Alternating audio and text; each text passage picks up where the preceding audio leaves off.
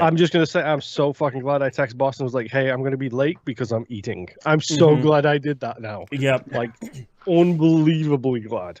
Yeah. Otherwise, I would have a grocery shopping cart full of the worst shit imaginable right now. I'll just take 2 of them and 2 of these guys. Yeah, let's go. Yeah. Okay, we should be live. So, hello, Internet. Hi, Internet. So the reason I wanted us to be live here is because I need to talk about AEW Dynasty with you gents. Okay. It was so this was the AEW latest pay-per-view. Took place last week after the show. As it always does, I always have to do a mad dash from here to Chores to watch the show with Rob. Missed the start of it. It was fine. Apparently, I got to see roughly 2/3 of it, I think. But I specifically, congratulations, Swerve Strickland, on being AEW World Champion, by the way. It was your time. It was probably your time last pay-per-view too, but either way. I have to talk about the Bryan Danielson-Will Ospreay match. Okay. Speaking of which, accidentally wearing my Bruv t-shirt today. There you go.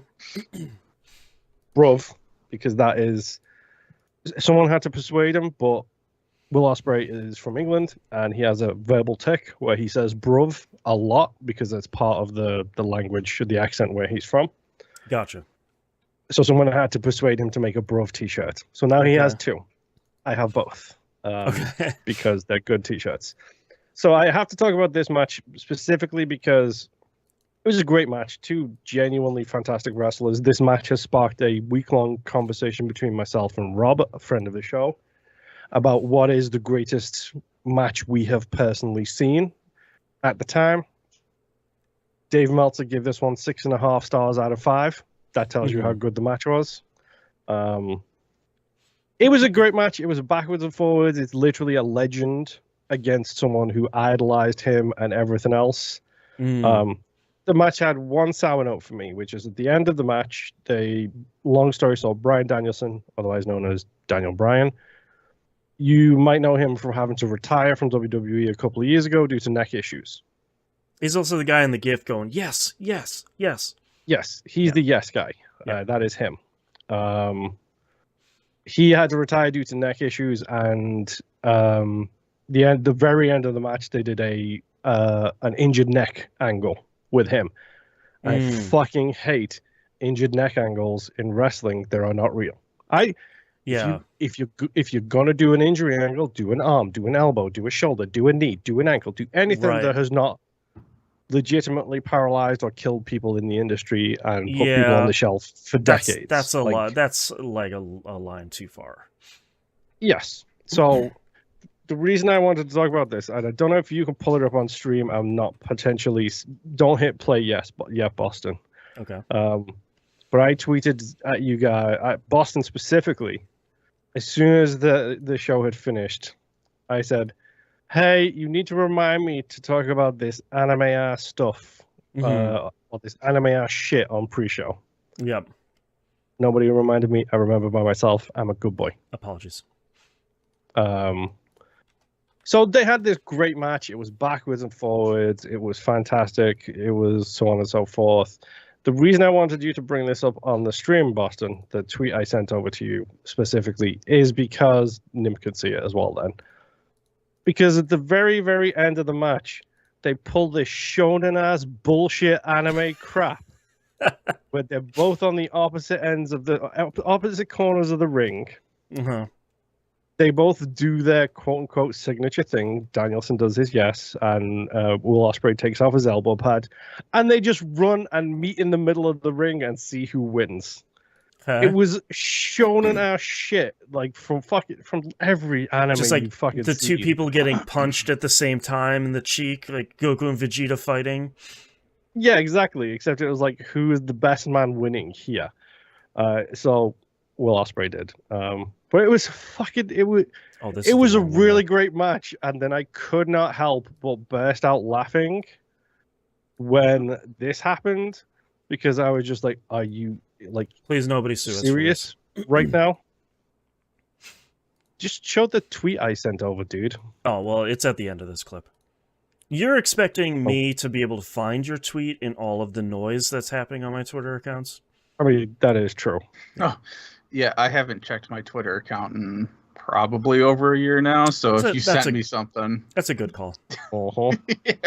But yeah, 'cause here it is. It's like the clip anime I face saw off. of Will Ospreay pulling off his something off of his arms. His elbow pad. Yeah. And then they just ran a meet in the middle. Yep. And it was just like, okay, sure, I guess. That's some very wild anime business. Hold on, I gotta clean this out of my watch history now. Why not? Because YouTube is wild, and it's always like, hey, you watched one wrestling video. You want to watch every wrestling video? It. Yeah, I mean, in general, why not let them do something like that? Exactly. It was hilarious. It was fucking great and terrible. Will Ospreay is the same one who literally wore an Assassin's Creed outfit a couple of years ago, maybe this year at Wrestle Kingdom, at Ubisoft's permission, by the way. Oh, goodness. Nice. Man. Yeah, we'll love a little Assassin's Creed. WWE or whichever one that was, AEW, whatever, just needs to branch out a little bit more and get a little more anime and weird. Use a little more anime. Why not? They have Kenny Omega. Well, officially, Kenny Omega is on the roster, whose finisher is the One-Winged Angel. They don't know. That's what I'm saying. They just need to get a little bit weird. That's all. That's right. Yeah, you can hire Kenny Omega to be super annoying about video games on stage. There you go. Oh, that sounded like it came from a place of heat. What's that all about? I don't like every time. I like when we talk about wrestling here. I am pretty tired of hearing about wrestling in literally every other thing because it's like it's a slow acting poison. Like everything, as soon as most people start talking about wrestling, then it's like, oh, this is a shoot about like literally everything. Oh, Kenny Omega's great. Fandom and wrestling go hand in hand. Oh, yeah, like Kenny Omega's great because he's in a Yakuza game. Like I don't care. I don't want to hear it. I don't want to see it. I've got Kenny Omega is great because Kenny Omega is fucking great. That's why he's great. Yeah. So I've got one friend that's a hardcore wrestling fan, fucking Christ. and he talks to me about wrestling all the time with the understanding. No, not you. Somebody else. I see how it is. I'm not your friend anymore. No. I see how it is. You're my enemy. I'm gonna let my cats out. Go take care of whatever the fuck you're doing. But he will talk to me, and it's been a known understanding for like the last, I don't know, 2 decades. I understand you don't care. I just need a living thing to talk to about this. Right. You just sit there and nod your head while we play video games. Exactly. You need those friends where it's like, hi, this is really important to me, and I just did something really cool. I just need another human being that isn't my cat to hear me. And that's what I do. Well, Moon, you get the exact same stone-faced 1,000-yard stare that my other friend gets when you talk about wrestling. The key for me for that is I made friends with Rob, who was a wrestling fan in the Attitude Era, like every one of us was. Right. I don't care. We all were. And then he didn't watch for years, and then I started talking to him about wrestling, and now he watches it more than I do. Oh, there you go. Full circle. Yeah. All right. I'm glad you found that for yourself. That's right. All right. You guys ready to get started? Hey, I poisoned the well. Yes. Yeah. Maybe. I don't have any notes, but sure, I guess. Do it live. Well, I don't even know what I played. It'll be fun. I can tell you one thing you played. Oh, yeah, because you were there for that. Yeah. Some Genesis games. Let's go. I probably did, but I didn't make any notes on them, so they're going to skip this week. Definitely, they're not memorable. That's for sure. Didn't make it to Streets of Rage, that's for sure. Yeah. Fuck no, I did not make it to Streets of Rage. Wow. You ready for a 45-minute discussion on Streets of Rage? Hell yeah, let's go. I almost feel like I should download it just so that we can have a more impactful discussion. That's right. You got to do your homework about a 25-year-old game that I haven't played since I was a kid. Never a better time. All my games begin with L. All right. All four of them, by the way. Oh, goodness. Okay. You guys ready? Yep. All right. Let's get started in 3, 2, 1. Welcome back to another episode of That Video Game Podcast, aka TVGP. I'm your host, Boston, joined as always by Moonpier. Hi. How was that only 30 minutes? Yeah, our we'll get into what was just 30 minutes here in a second after I introduce the Nimp. Hello. And that was because we had the pre-show thing, too. That's why it feels so much longer. That's right. If you want to hear our cool 30-minute Outcast this week, you can get it over at patreon.com/E1M1. The ones and numbers? The Outcast this week and every week is the behind-the-scenes, kind of talking about everything that isn't video games this week.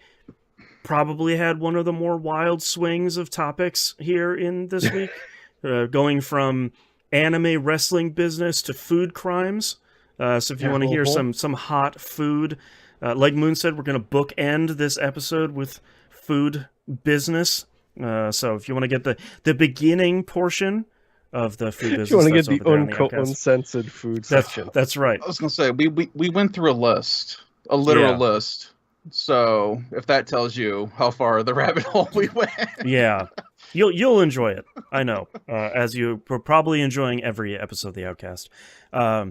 Recommended tier over there is the $5 tier. That's per month, not per episode or per week. It's a great value. One might say it's fun for a $5. You also get early access to We Roguelike It, Moon and I's roguelike show. You also get early access to Critical Misses, where Moon and I are catching up on all the media hits we missed. And listen, there's way too much Moon and I in this. Like, you need something for you and Nimp. Yeah, like last week's Final Fantasy VII spoiler cast for Final Fantasy VII Rebirth. Thank you for reminding me very much. You can get that there if you're one of the 10 people on the planet that has managed to finish that gigantic game. You can go listen to the two of us talk about it for 3 hours. It's actually a really great episode. It's just definitely a 5-star runtime. It's very long. If we didn't even get very deep. Yeah. We kind of had an outline that we stuck with and got deep in some parts, but we barely scratched the surface. Yeah. And lastly here, let's put a plug for the patron exclusive of the $5 tier, The Wayward Sons Supernatural TV show watchcast with Moon and the Nip. Check all of that out. My name appears way too much in this. That's right. All I'm saying. Yeah, it's because you both have a problem. I don't know what true. Ranking my favorite problems. Here we go. You can get all of that and more.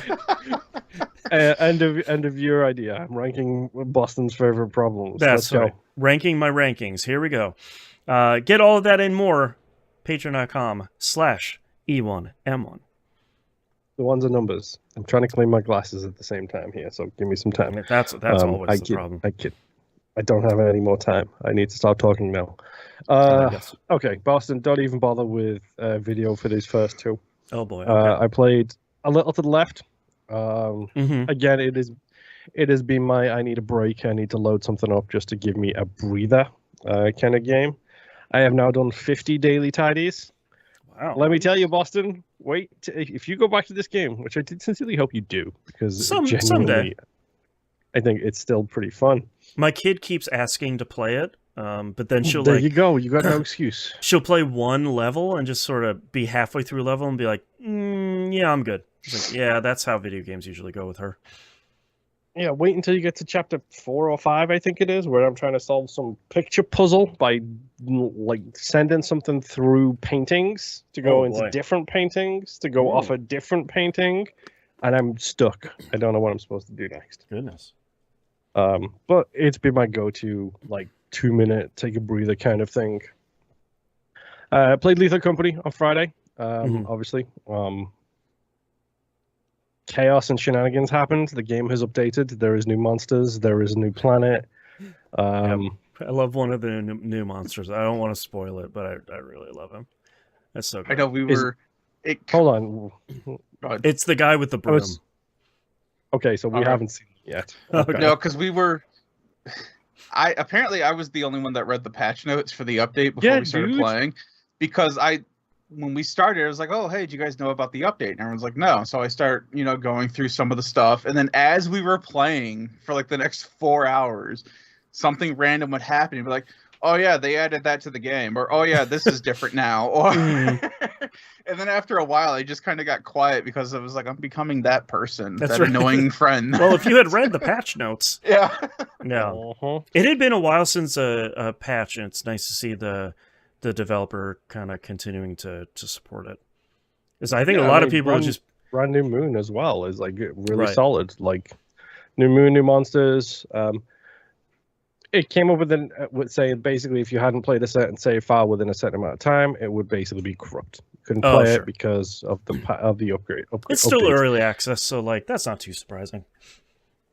But if you'd played within a certain time frame, then it just updates to the new file, and you should be fine. Okay. So we loaded in our save file, and I don't know if it was the mods. I don't know if it was the update. Mm-hmm. Well, all of our walkie-talkies turned into shovels. Oh, great. And all of our flashlights turned into zap guns. Perfect. Which I didn't even know zap guns were a thing. Uh-huh. So that was fun. There was... I'm not going to brag, but I did have an incredibly insanely good run where, yes, I died every single run. But I also killed a thumper, I killed a spider, I killed 2 loot bugs and several of the monsters all by my lonesome because I was the person using the shovels. So hey, I also killed a spider with a landmine by stepping on a mine. Yeah. Dang. I sacrificed myself for the greater good. I don't understand why you're putting me down for that. I'm not putting you down for that, but what I will put you down for is what does the F key do, Nim? Oh yeah, today I learned that the F key will turn on your flashlight. You don't have to keep doing what I was doing, which was hold down the Alt key and then press the left button on your mouse to turn on your flashlight.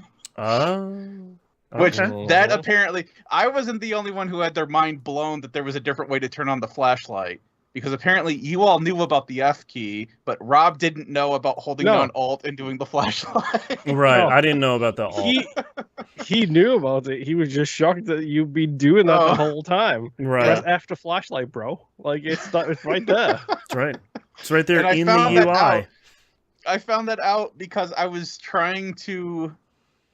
I was cleaning up the ship because we had like really good runs like the entire time, like probably we were in the best. middle of a very good run. So like I was trying to make room so we could walk in and out of the ship without bumping into everything, and that's when I discovered that the F key does that because I accidentally hit that instead of the G key to pick or to drop something. Yep. So yeah, my mind was blown. Yeah, we had like a quota of 720, and I think we had a haul of like 1,650, something like that, all told. All right. The ship is looking slightly full of crap right now. It's stuffed. It's a little bric-a-brac situation where we've just got a whole bunch of stuff in there. We did, of course, buy the disco ball, which, in tradition of this game, when it puts music in, it's got good music. Mm-hmm. So now when you get the disco ball for the ship and you turn the light off, the disco ball turns on and it plays disco music very loudly. Of course. But it's a really solid tune. Like, and it does the whole pace up, pace down thing too. Mm-hmm. We also found out that if you stick the key in the charger again and discharge the ship and shut it down by blowing it up, the disco ball turns on. The disco ball turns on, right. And then the music starts. Yeah. So you can start the party everybody with an explosion. That's great.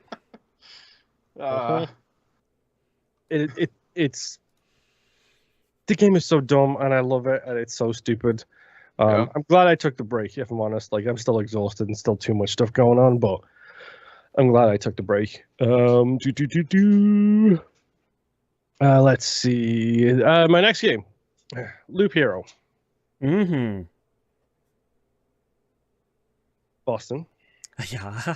Did you get the platinum on this game?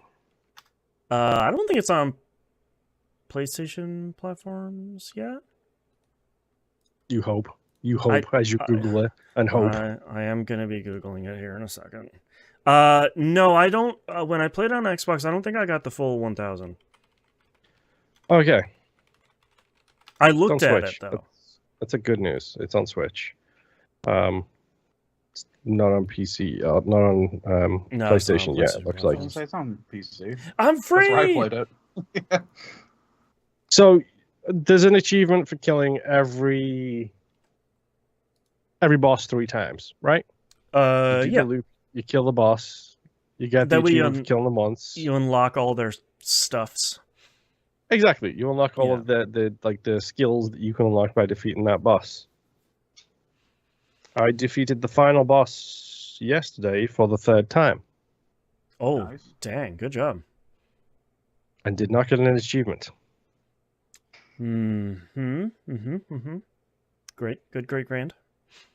Because you have to beat the final boss 6 times. Go to hell. To get that achievement. That's too many times, in my opinion. One might say 5 too many times, but yeah. You know, but who am I? Yeah, who am I to judge, other than a consumer of products and goods? Right. That final boss is so hard, dude.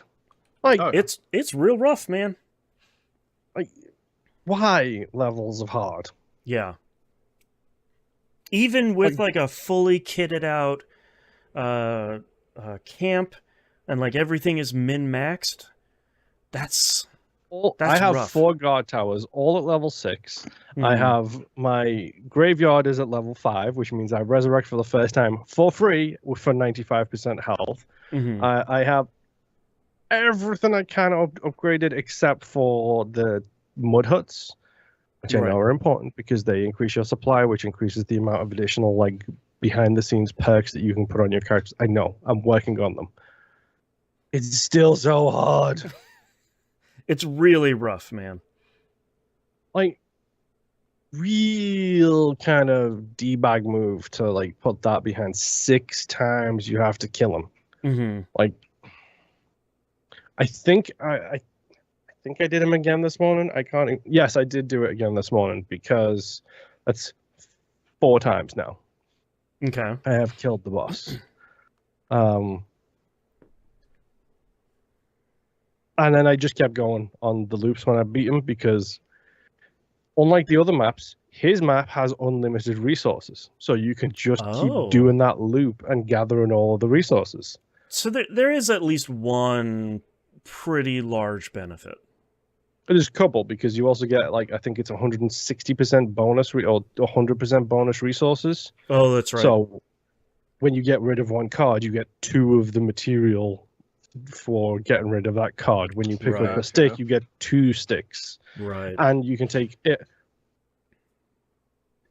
If you've upgraded your base to the point where you can spend those skulls to bring everything back, even if you die and don't retreat, if you make it past the first 2 bosses, you get enough skulls to bring it all back no matter what. Sure. Right. That makes sense. So that's a little better. So I just keep doing the loop and then coming back with as much as I can. And I'll be honest, it's gotten easier as I've upgraded my camp. It genuinely has. Especially because now I'm going into the supply and crafting menu and crafting things, putting them in on my characters like the permanent perk slots. So maybe this time next week, Loop Hero will be uninstalled from my Xbox. One can only hope and pray. 535 megabytes. Right. It's a small one. Yeah. I'm wondering too if that final boss suffered from like the early access creep of just everyone being like it's too easy, and then they just keep increasing it and increasing it. I don't think this was in early access, but it certainly feels like one of those where it's like this.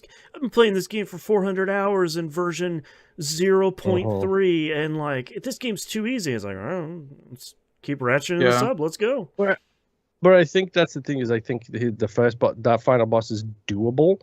But the problem is you've got to have licked that grind so hard, to get everything upgraded. So I haven't even tried it with the thief or the warrior because I'm not interested in doing it with them. Apparently, necromancer is easy mode. Guess what? I don't care. I'm gonna do it with the necromancer. Guess what? I'm playing easy mode. Yep. I mean, I wouldn't have thought bringing people back from the dead was easy mode, but sure. Yeah. Like, if that's the easiest way to do it, then I'm doing it the easiest way I can. Exactly. I don't know. I did manage to get the items I was missing though for those RNG, like complete the encyclopedia and the camp items achievement. All right, so I got those, which is good, which means I have 3 RNG achievements left. Oh no. Getting there. I hate RNG so much. Which is defeat the boss in the first expedition. That's not going to be easy or fun to do. No. Place 10 cards in your deck.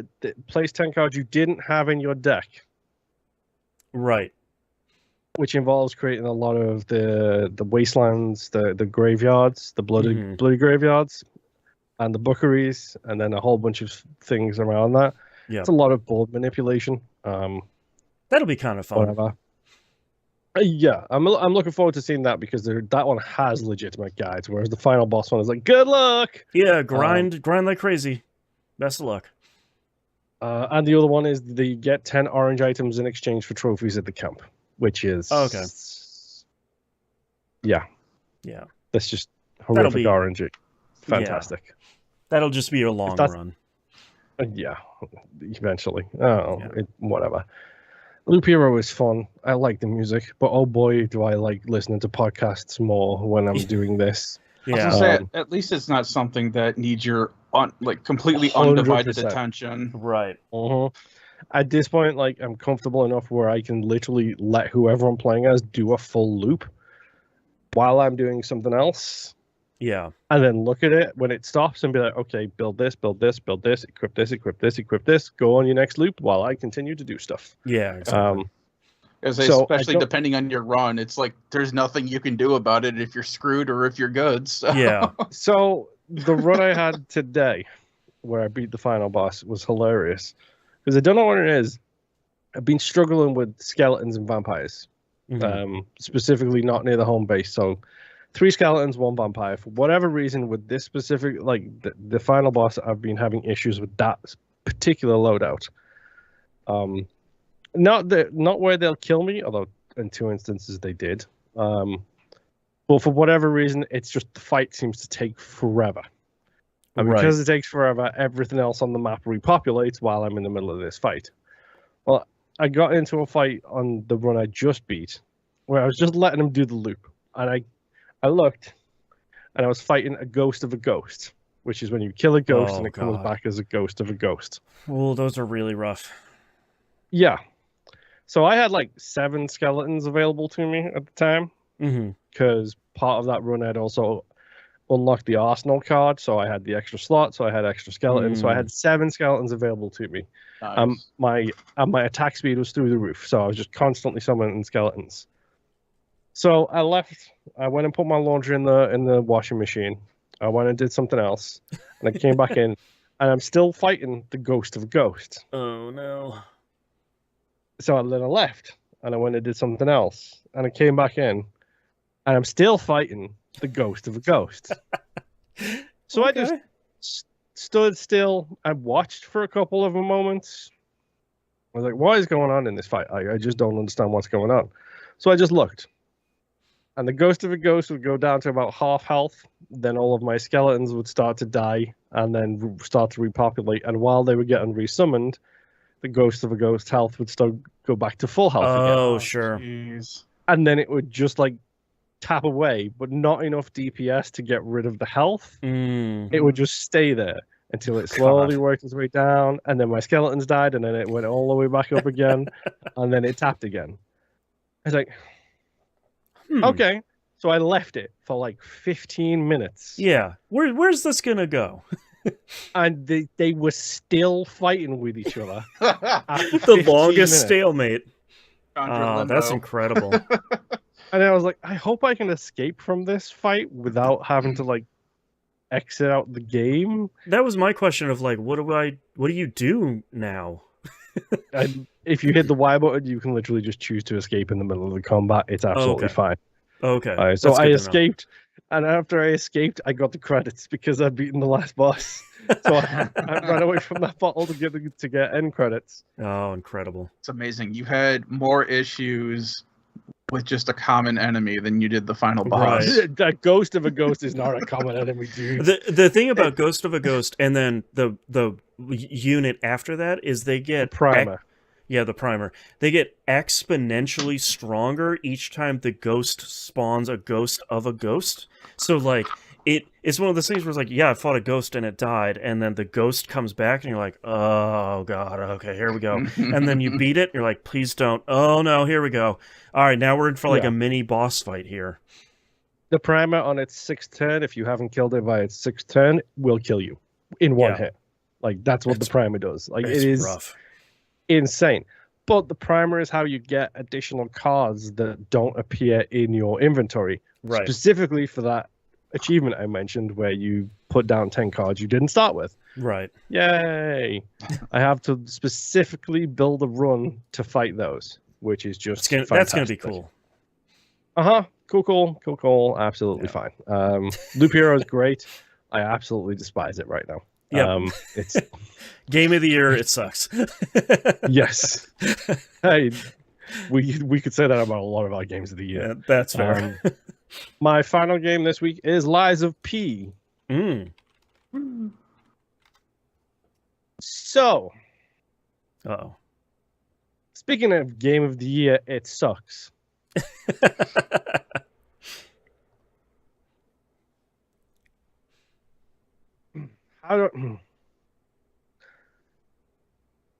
So part of the conceit for Lies of P is you are a puppet. However, you are a puppet who can tell lies. None of the other puppets can tell lies, but you can, because that's how you were made. Part of that is based around a morality system. Oh, you have a morality system based on lying to people and not lying to people, so you tell them the truth, or you can lie, and it has different effects. Okay. If you find a portrait at a certain point in the game, you can give it to your father, and your father will put it in his office. And then at the end of the game, that puppet in that portrait, well, that portrait's nose will grow. Based on how many lies you've told. Gotcha.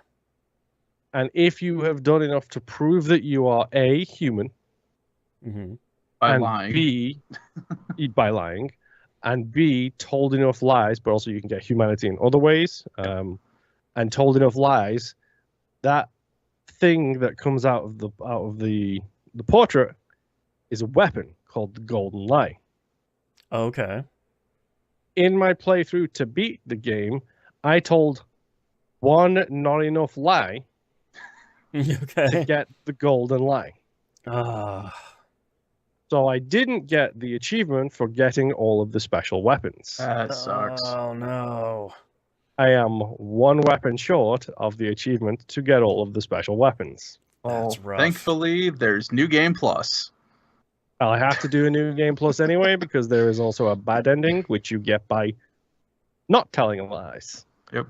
Oh, okay. So there's also playing New Game Plus also unlocks a bunch of extra things for your character, which is really awesome.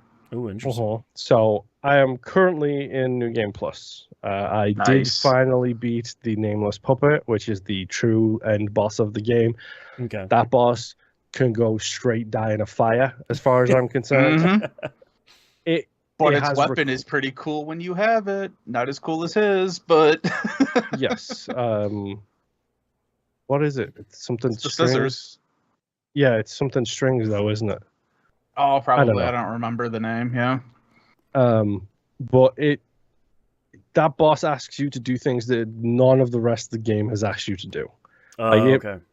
It requires perfection on a whole different level compared to what you've previously done. Even the throwing things didn't work. Like the first part of the boss, I could literally parry every single thing that form did. I was a parrying genius by that point. You had it memorized. The second form of the boss, no chance. Wow. That second form would just wipe me out in about 4 seconds flat. So Jeez. It took me time, but I eventually got it, and I eventually beat him. And of course, it did that thing that all Souls-like games do, where the boss has a sliver of health left yet, and you're like, if I just make 1-2 more swings, I'll kill him. I'm so close. But you make those 1 or 2 more swings at the wrong time, and you're dead. Yeah. You start to hyperfixate on it, and it was one of those things where I missed 2 opportunities to actually end the fight because I was trying to make sure I didn't waste my opportunity to end the fight by doing something too soon. Sora can only hit Sephiroth during the right timing windows. Dude, have you done that fight? Have you ever done that fight? Yeah, I've done it in both of them. Yeah, because that's the one where it's like, oh, now you need to learn how to parry, because if you don't parry Sephiroth, you will not beat him. It's the exact same thing, and it's those were incredibly tough fights. Jeez, they were so hard. The music almost made it worthwhile. Almost made it worthwhile. Almost. But yeah, like that last boss is something particularly hellish. And from what I understand on New Game Plus, because I have to beat him on New Game Plus because that's the path I've chosen. He is so much more aggressive. Oh no! When you get to him, that you cannot even do like the cheesy throw items at him, because he will be in your face at every single moment he can be. Jeez. Fun, I guess. The best part, though, is that you only need to beat him 1 time if you get the good ending. I believe that's the only time. Any other time for the normal and bad ending, you don't have to fight him. I need to fight him again for the really bad ending. Oh, that sucks. But another plus. Let me say, I got the worst ending by giving the thing up. Yeah. I got the best ending by not doing that, and then by fighting that last boss. Now I need the middle of the road ending, which you get by not agreeing and then beating that boss while also having lied throughout. Told the truth throughout the entire game. You only had to fight him for 1 ending, but anyway. The plus side, though, is that this doesn't do what other Souls games do, where it's continuously upping the difficulty every time you do New Game Plus. It only does it for the first 3 New Game Pluses that you do, and then it stops. I ain't going to New Game Plus 4. Well, I was gonna say, but I was about to say, though, this is not built to be ran like a Souls game, where it's like you're on NG7 and you're level like 300 or whatever. The stats don't equal out to that. You don't. Oh, interesting. The stats don't go that high. So right now I'm just working on. I need my vitality and my motivation up, which is the skill I prioritize throughout. The weapons I use is that one. Wait, not more technique. Maybe technique. Whatever the middle one is. The one with the chess pieces. I'm leveling that up and my vitality up more, because I can take like 3 hits. And don't get me wrong, I'm wiping out like monsters in like 2 or 3 hits, but I'm getting taken out in like 2 or 3 hits. So something tells me I need to get my vitality up considerably higher than it is. But I don't know. The game is fun. I've had fun playing through it. After I beat the boss, I did a celebratory yus, and then went back in to see if I could get the golden line, which I couldn't. Did the piano thing to get the achievement, which I could. Then started the game back up again. Got from the start of the game to the second boss, which was probably about 4 or 5 hours of playtime, in like 45 minutes. Yeah. I was back in the hotel within an hour. I was like, okay, I can do this. This is okay. And the best part is I'm getting quartz again, which is going into the P organ, which is the biggest game changer of this entire game, is that whole upgrade system. So I'm looking forward to probably maxing that out in this playthrough based on how much quartz I got previously and seeing just how much of a difference that makes. Because I know there's 2 more quartz levels now with those hubs that open up because of New Game Plus, and there's just a ton. Like, there's a whole other level of passives that you can add now, And they were like, when I was looking at them, it was like they were like extremely useful passives that I was seeing. There's like, oh, that's gonna help out a ton of things. Yeah, like the level 6 and the level 7 things that they put on. 100%. And I'm looking forward to like jumping down that even further, just to honestly to break it a little bit, because I kind of just I want to be done with it, but I know I'm at least one more full playthrough and probably a 3/4 playthrough to get to that point again. Right. Yep. It's like, I like the game, I genuinely do, but I know if I stop, I ain't coming back. You lose the muscles for it. Yeah, so I need to keep just plugging away at it, and even if I'm speed running it and doing this New Game Plus like as quickly as I can, the only thing I'm really I really might struggle with is probably going to be bosses, because I've got all of the other people memorized, and I can remember to jump this time, so I don't have to go running around this stupid path the entire time. Yep. Anyway, that's all I've been playing. All starting with L. Losers like me. There you go. All right, Nimp, what do you got this week? All right, my first game, this was going to be quick, so you don't have to pull anything for it. Disgaea 7. I've made it to Chapter 5, and I have unlocked the auto battle mode, which is kind of meh now. So you do need an item to be able to use it. What happens is when you unlock the auto battle mode, you can only use it on maps that you've already cleared. Perfectly fine with that. That's fair. The item that you need is something called Poltergas. All right. Okay. Every turn that the auto battler runs requires one Poltergas. So if you don't beat everything in a map within a turn, it keeps spending Ghost of a Ghost. one. Yep. See, Right, there you go. exactly. Bringing it around. Yeah. So that kind of sucks for being able to grind right now for me, because the only ways so far that I've found to get Poltergeist is you can replay old levels, and when you complete them, you get one. Okay. If any map that you have completed for the first time, you're supposed to get like a bunch of it. I don't know how much, because I spent a ton of time grinding. I don't have a whole lot to say about this, not because I didn't play the game. It's because I spent 20 hours just grinding this week by myself. And there's, what was it? There was one other way to get it, and I don't remember how off the top of my head. You have a max capacity of 300 of those that you can hold. So once you get to there, you got to start burning through them and stuff. So I haven't messed with it at all. I just went back to manually grinding the first level. And to do that, I go into the cheat shop. I turn up the enemy level up to like 15 stars. All my characters, and this is kind of thing that screwed me a little bit, but in a good way, not a bad way. The final boss from Chapter 4, you get them. And when you get them, they come into your party as level 40. All of my characters at that time were level 30. So I was thinking, okay, well, since I'm getting this brand new character at level 40, Chapter 5, enemies must be level 40.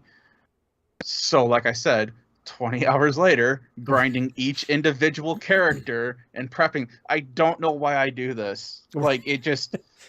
But that's Disgaea, baby.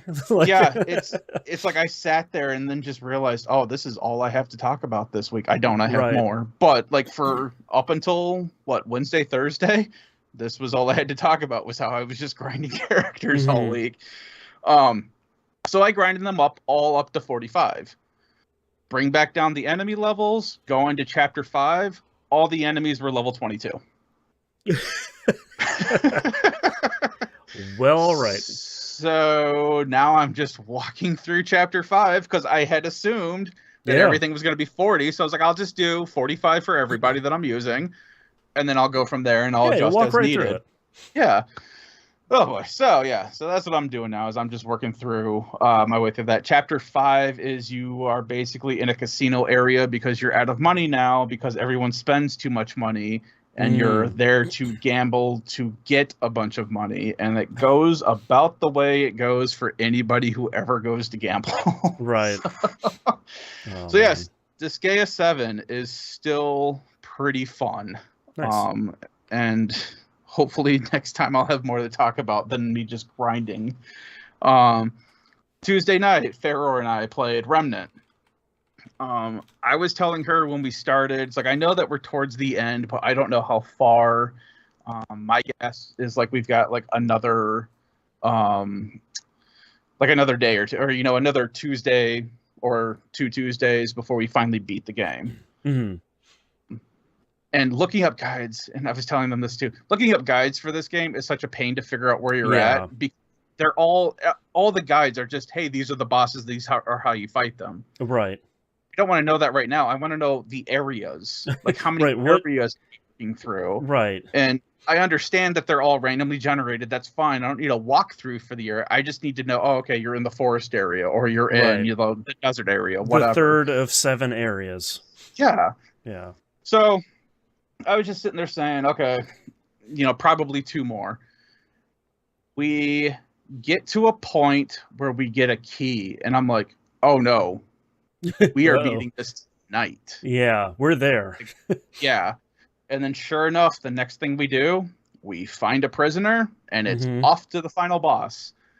It happens. That was my recollection too, of like, we were like, oh, this is a very different area. Oh, that's the fun. Oh, we're done with the game. Okay. Yeah. Wow. And I had, in my mind, I knew that the forest was pretty much towards the end of the game. Mm-hmm. I thought we were a lot early in the forest, and I thought the forest was also a lot longer than it apparently was, because it's been so long since I've done it.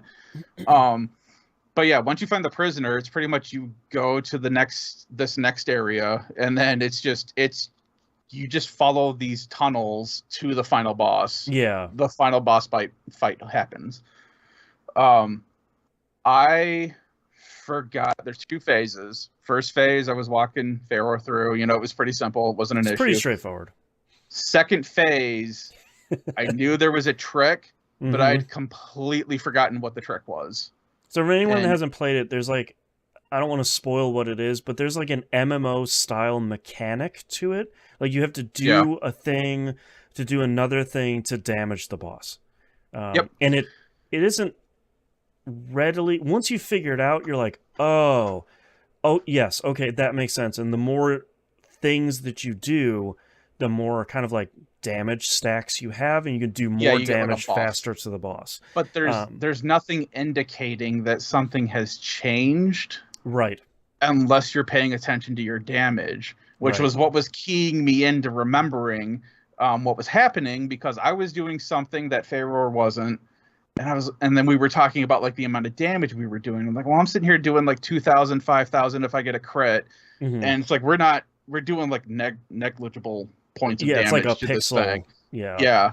And Pharaoh's like, I'm doing like 23, and I'm like, oh, I'm starting to remember this now. Hang on, right. I need to look, because at this point, like we were both out of ammo. We were using ammo crates. Like we had been in this fight for so long. It's like we're not just giving up. So. Right. I remembered that as long as the boss is focused on somebody else, you can hide behind the boss. Oh, right. So I told Pharaoh, hey, keep its attention. You don't have to keep attacking it, but at least keep its attention. I'm going to hide behind it, and I'm going to look up what we're supposed to be doing, so that way we didn't just waste all of this time. Right. Figured that out, clued them in, and then we were on our 2nd time doing it, and I got wiped out. Like, I just happened to phase back into the arena and then got a face full of boss attack. Right. And I'm like, well, crap. And Pharaoh was already out of hearts, or Dragon Hearts, from basically reviving me a couple times. So I was screwing around. And they had no way of healing except for just regular, like, consumable healing items that we had been picking up and had never used until this point.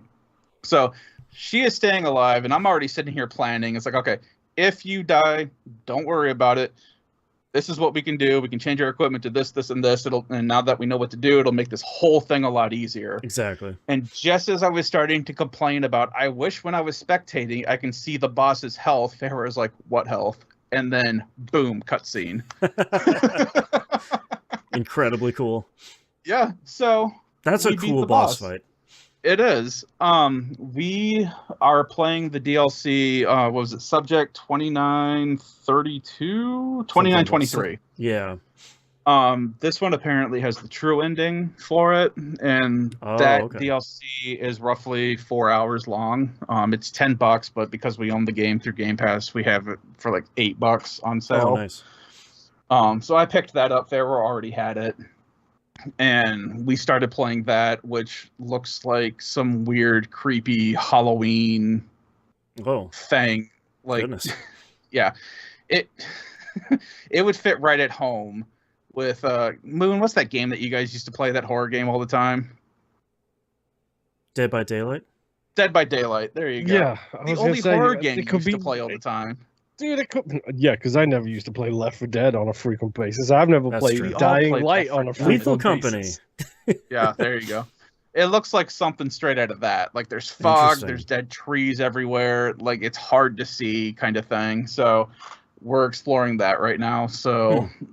Once we get done with that, I believe we're moving on to Remnant 2 after that, because all the other DLC she wasn't really interested in, because there wasn't a whole lot extra that they were adding to it.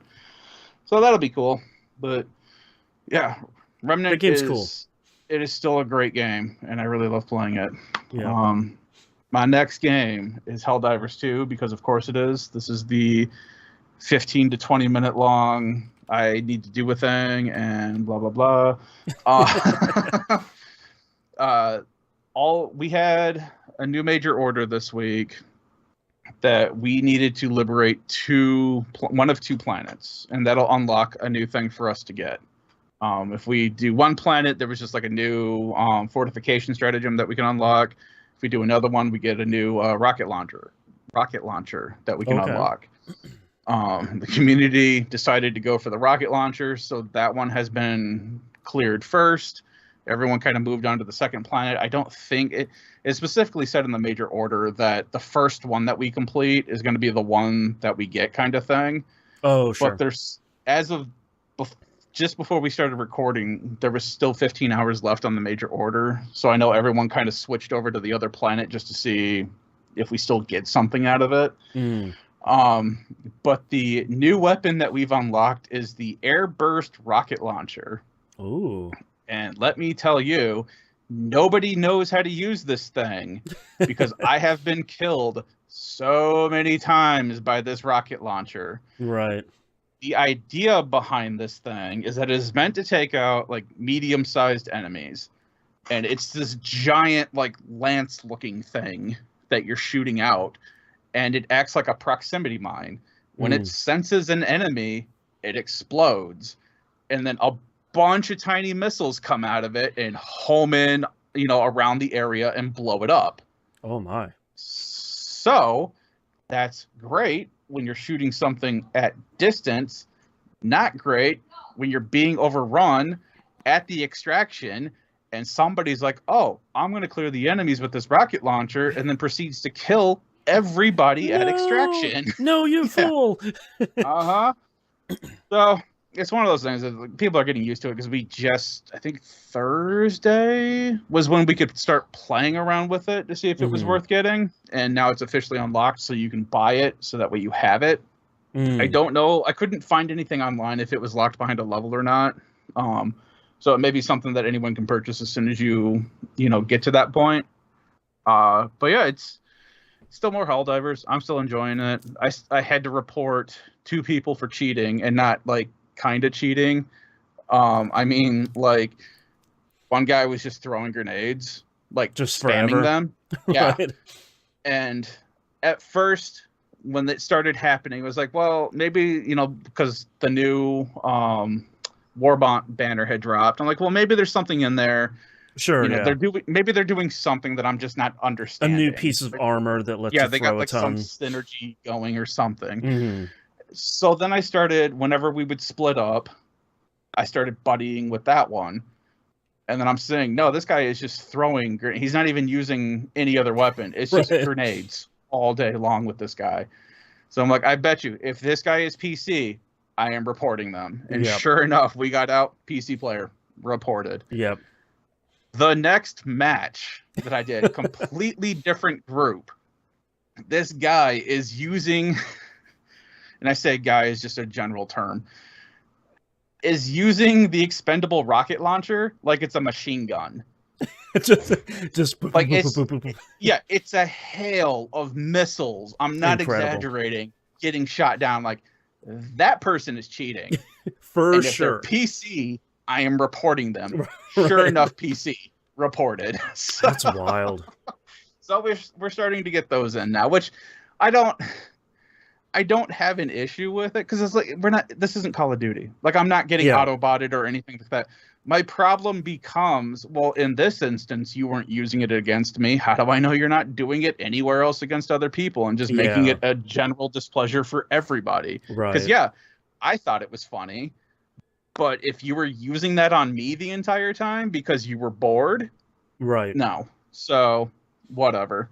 Yeah. Yes, I will report you for cheating and stuff like that, just because it's stupid. And the guy with the rocket launcher had like infinite health too. Like, I watched him get blown up, and he just walks out of the flames like just nothing happened. Walking it off. And I'm like, meanwhile, I'm sitting here getting shot from every known direction, trying to survive, and I'm hiding. At one point, I was hiding behind this guy because he had a shield, and it was all hitting him and not me, so I could recharge my health and crap. So it's like, a little useful. Yeah. Stand in front of me, Wall. I need you. That's right. That's right. So yeah, Helldivers is still a ton of fun. We now have cheaters. I guess that's how you mark a successful game at this point. That's true. Once you have cheating mods. True. My last big game is I picked up Stellar Blade. Okay. And boy, am I having a blast with this game so far. Oh, nice. I actually have notes on 2 different devices right now, so I gotta pull out my phone. Okay, where to start?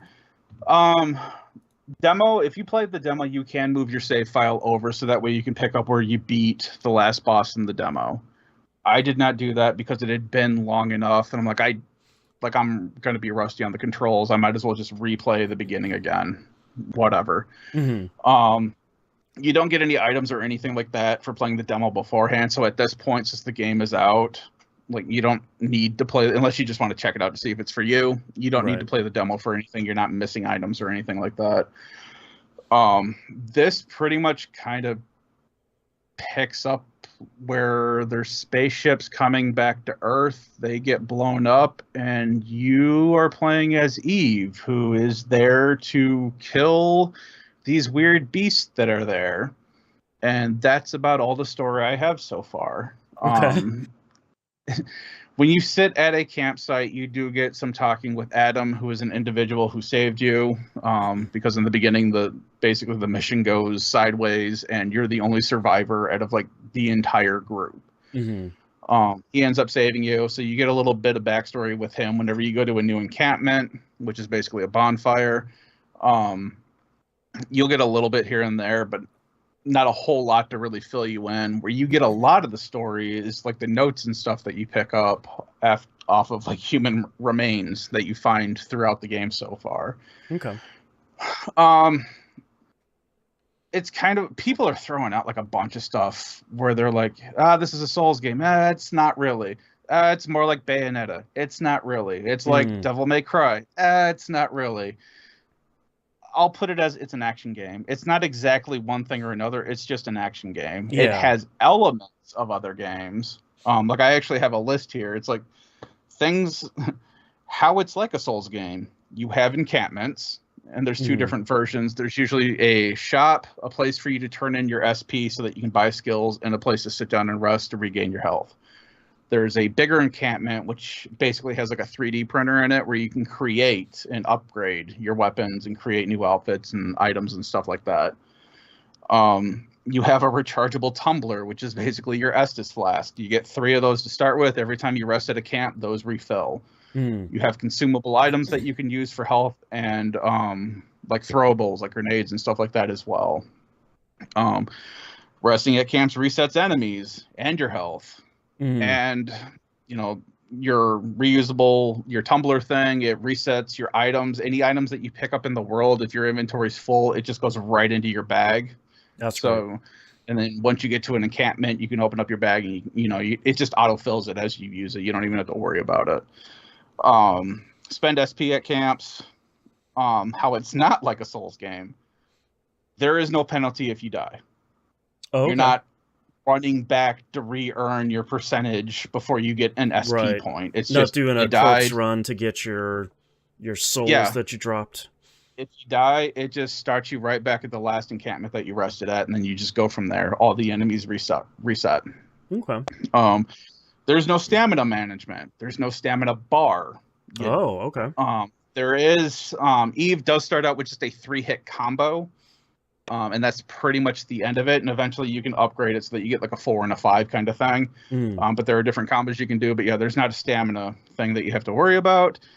There's no attributes to increase. You're not adding points to like, strength and vitality and stuff like that. There's no leveling up in this whatsoever. And you can choose a difficulty. I am currently playing on normal. There is a story mode. I have heard that if you die to a common enemy, when it sends you back to the encampment, if you go back to that enemy that killed you, its health is where you left it at. Oh, interesting. That's clever. On normal mode, this has not been the case. I tested it. Right. And it didn't do that, so I'm guessing that maybe something that's for the story mode. That's a cool way of approaching like a story difficulty. Yeah.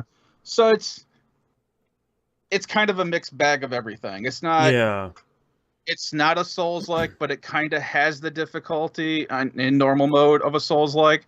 But I mean, I just fought my second boss, and I was down to the wire. I had nothing left for healing, and I still managed to take it out with like a sliver of health left. So the challenge is there if you want it.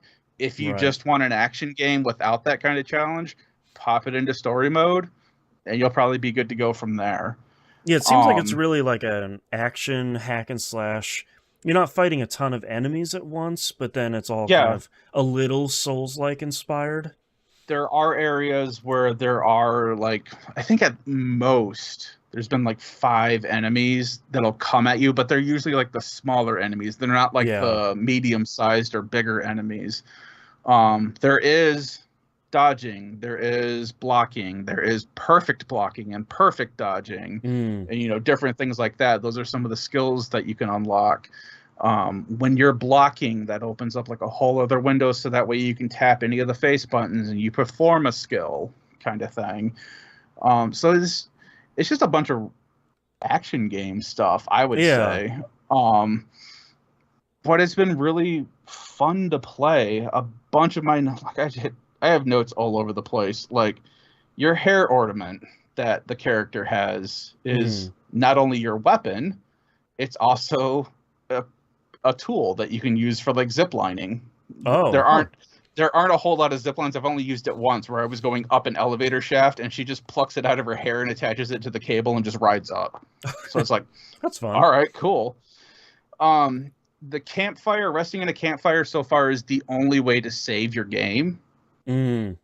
But when you go to the menu and you go to exit, it gives you a timer for when the last time the game was saved.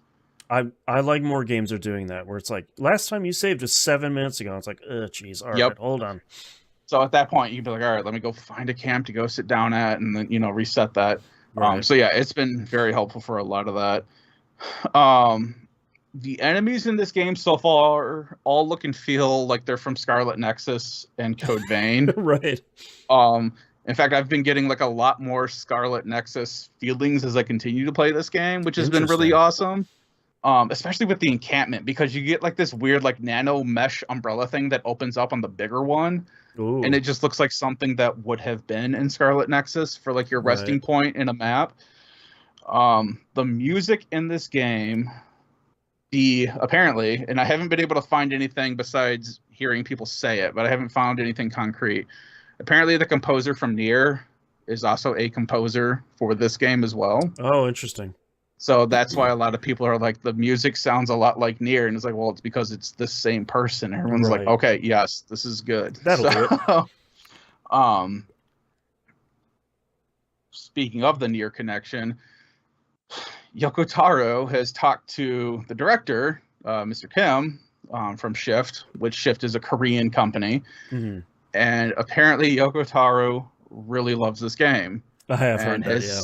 And has said several times that he feels that this game is currently superior to Nier, just because it's running, it looks better, it's running better, that kind of thing. We've gotten a couple years between games for them. So apparently he's a huge fan of this. So if you're not a fan of Yoko Taro games, maybe this isn't the game for you. Right. But apparently both of them have talked a lot about both of their games before this was released, and they both seem to just kind of have this friendly demeanor of, I really like what you've put out, and the other one's being like, that's great because I've really liked what you've put out. No, I love your game. So, yeah, exactly. What else do I have? Just some quick notes.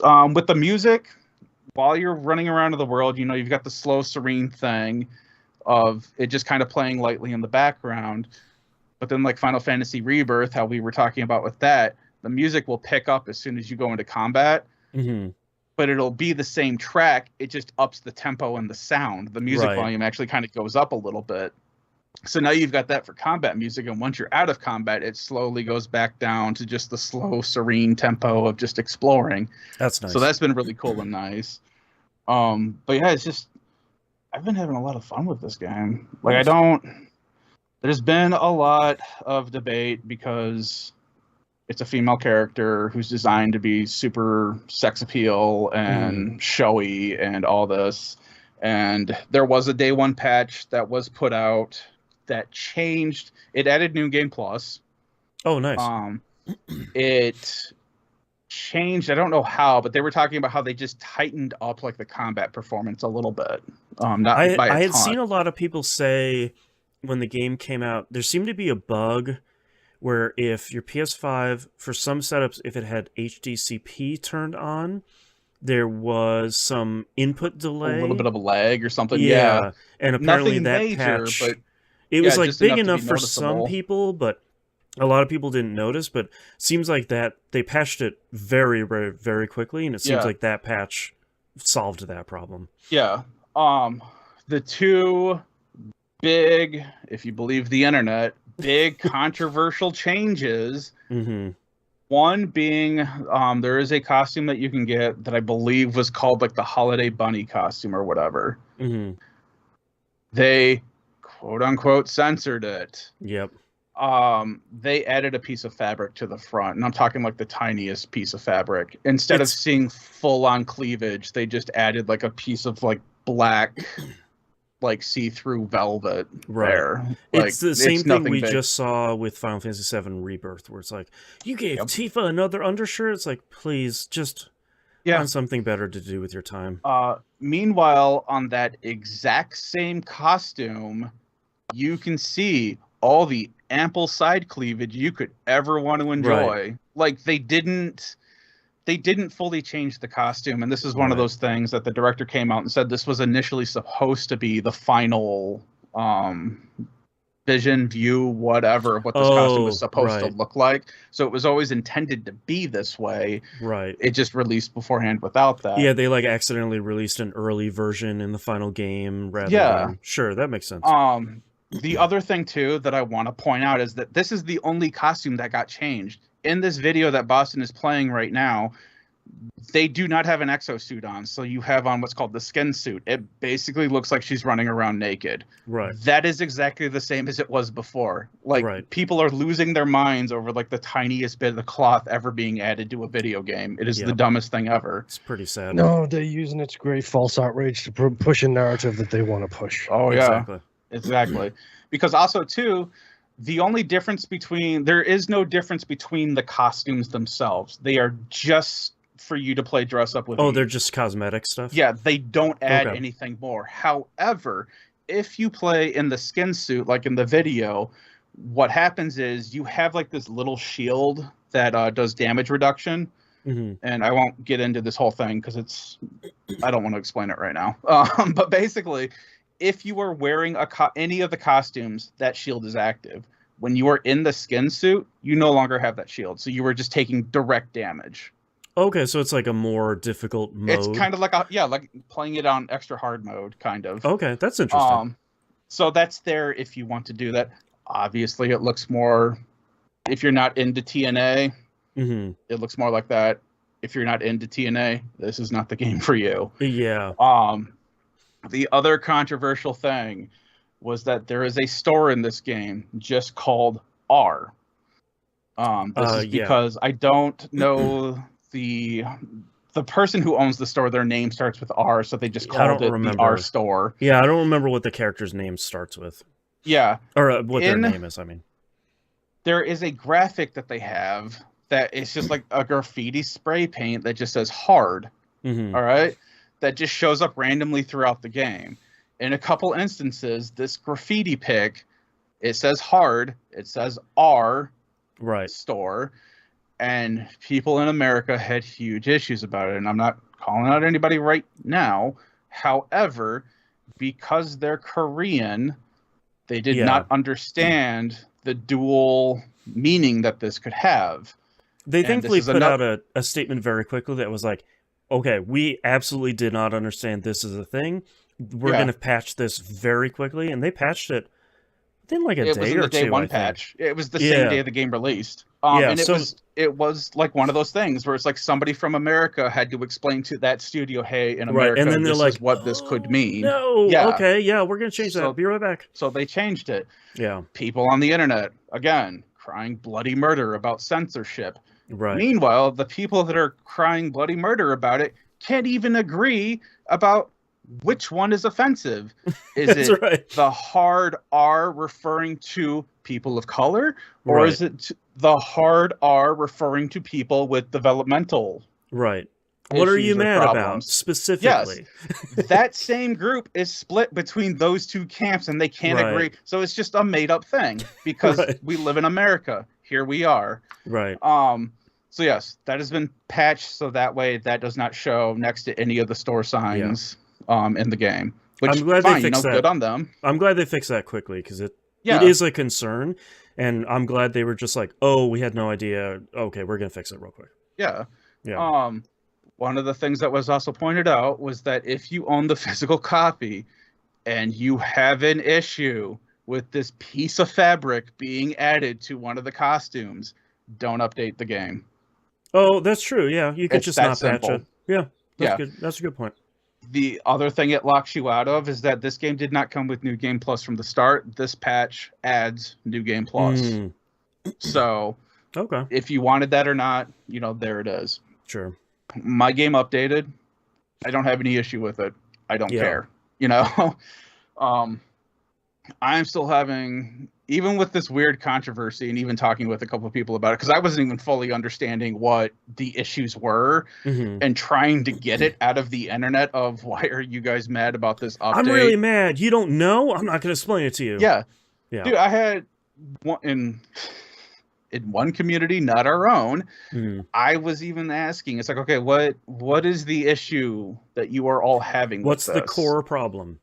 And I was reading articles trying to figure it out as well, and I was like, well, if you don't like it, just don't add the patch. The studio even said so. Right. And I got called a flat out liar and an instigator and all of that. And I'm like, dude, this is the article that I just read to try to figure out what you people are pissing your pants over. Read the GD article and then call me a liar again. Right. It's like I'm sorry I gave you a solution? Question mark? Yeah. I'm sorry you're so hung up on wanting to be angry that you can't see past your nose. Exactly. But for right now, though, this game is great. It's a $70 game, but it's not broken and it's not buggy. That's Name another $70 game. Yeah. Kind of thing. Right. It looks gorgeous. It does have 3 graphics modes. You've got your regular, do you want, what do they call it, like quality, like graphics it's like quality? Performance quality. Do you want performance? And now they have balanced.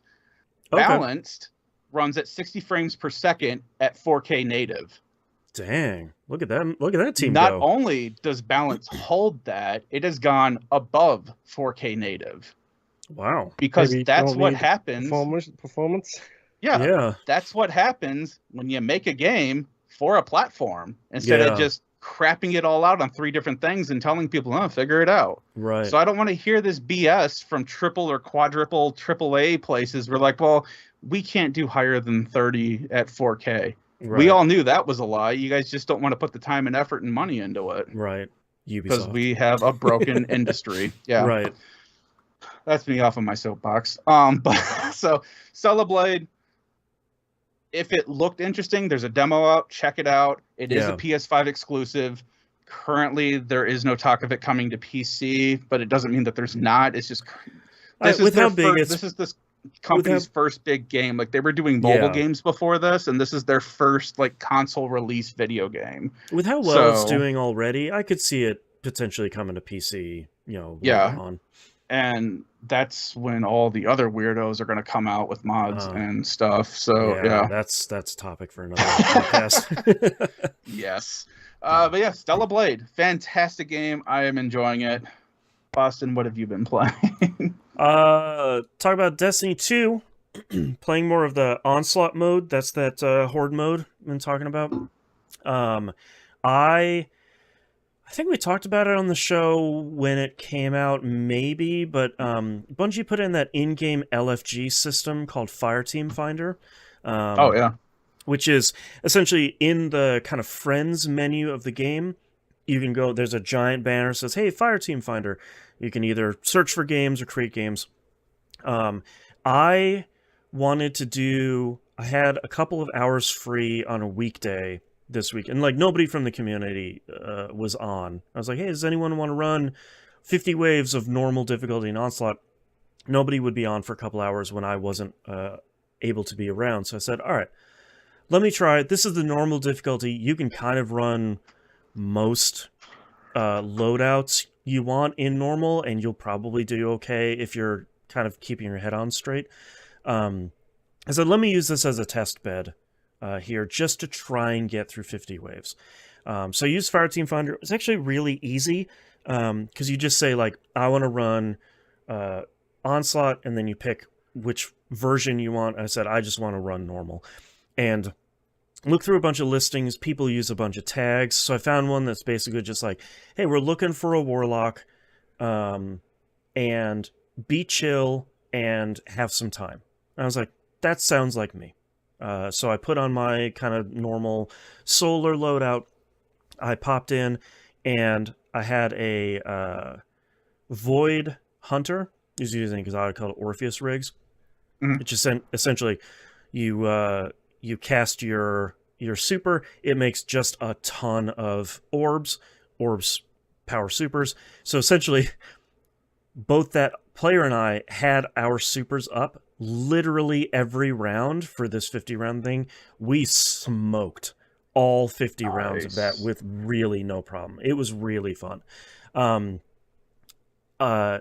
It was like a little bit of a pain to get everything set up so that the group can play together. It was a little bit of like, you join the group and then you ready up, and then once everybody's ready, then the host essentially hits another button that invites everybody to a fire team, and at that point, then they start the activity, which is like, I get why they did it, but it's just a little bit weird of like having to do too many steps to kind of get where you're going, but it worked out fine in the end.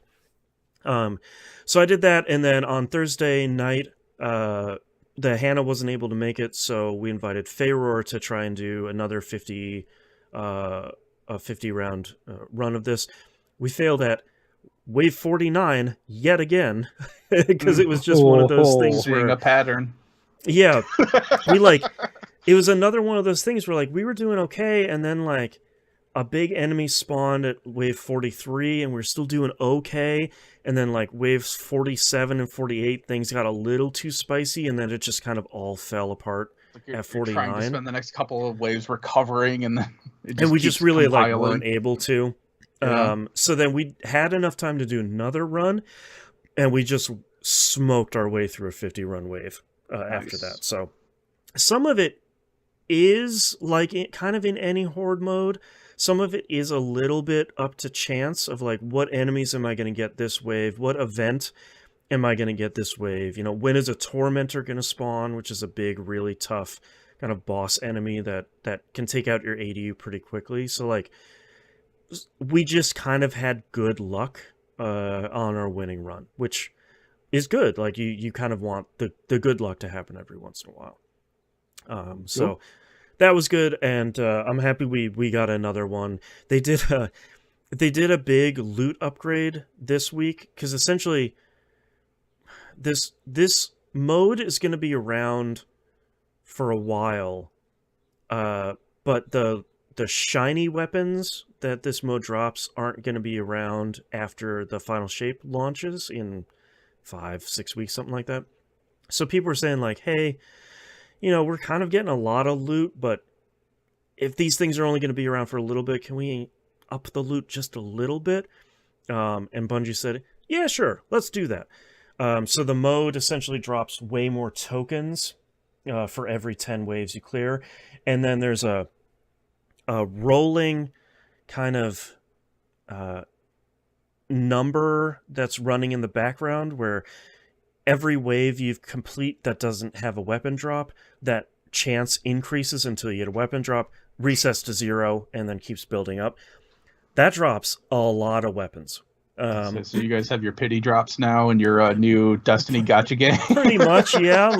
But it's way more generous than I was expecting it to be, which is pretty nice. Because usually it's like, yeah, maybe I'll get like 1 extra weapon per 50 waves.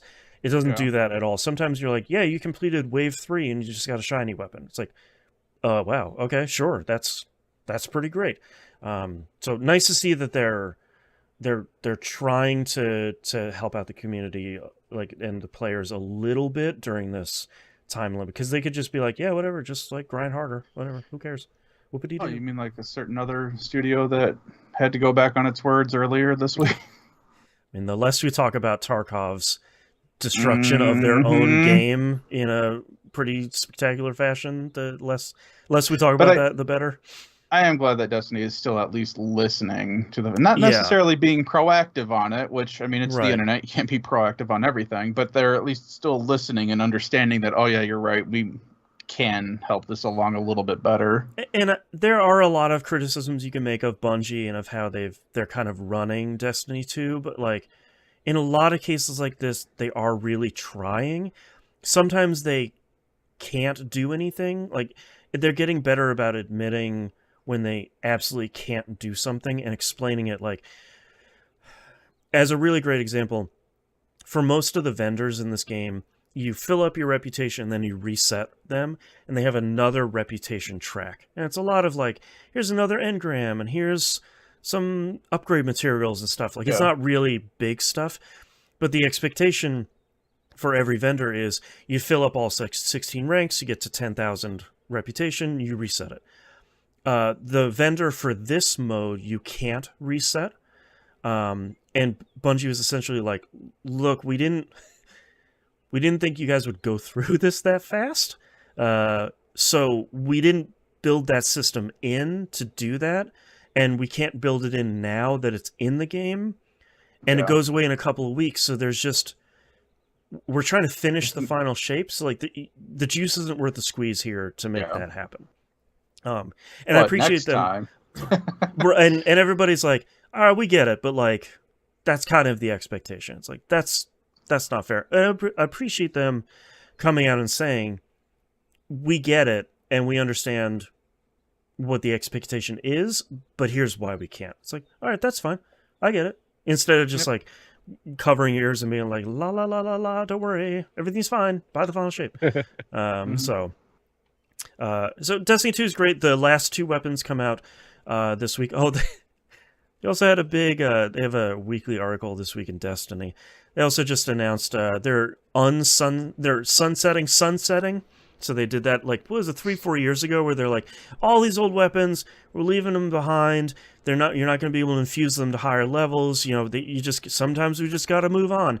This week they're like, yeah, so we're doing away with that whole system. So you just use whatever you got, man. If you have it and you can equip it, go nuts.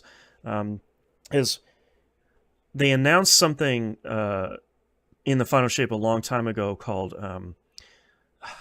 I don't remember what it's called, but essentially, like, if Moon was to hop back in the game and he wanted to play with me, before it would be like, welcome back to the game, Moon. You're level 1600. I'm like 2100. Let's get to grinding.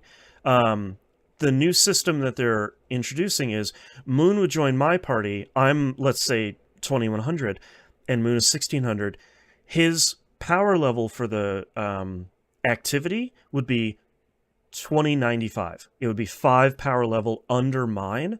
So it's just whatever you want to do, man, except for like the highest difficulty super end game stuff, which makes sense. It's essentially like, hey, we want people to play Destiny. So let's get them back in the game, playing with their friends immediately. Walls around them. Right. Yeah. And then like Moon would probably log into the game and it'd be like, oh yeah, like all of your weapons and all your gear is all sunset. So let's get back to grinding for a bunch of weapons before you can do the fun stuff. And it's like, that's not fun. Like, that's not the thing you want to do. You want to get to playing with your friends, probably grinding later after you kind of do the story stuff. But yeah, it's nice. And they're doing a whole bunch of other power level improvements of like trying to make leveling more rewarding, trying to make it a bit of a smoother curve, trying to get gear a little bit easier, a little bit faster, that sort of stuff, making activities a little bit more rewarding and stuff like that. So it's exciting to hear them kind of coming out and just saying like, yeah, we want people to play and we want people to get into the game and play with their friends as smoothly as possible, instead of like, all right, let's do the tutorial. It's sort of boring, but let's get it. All right, now we need to, do all this stuff before we can have the fun.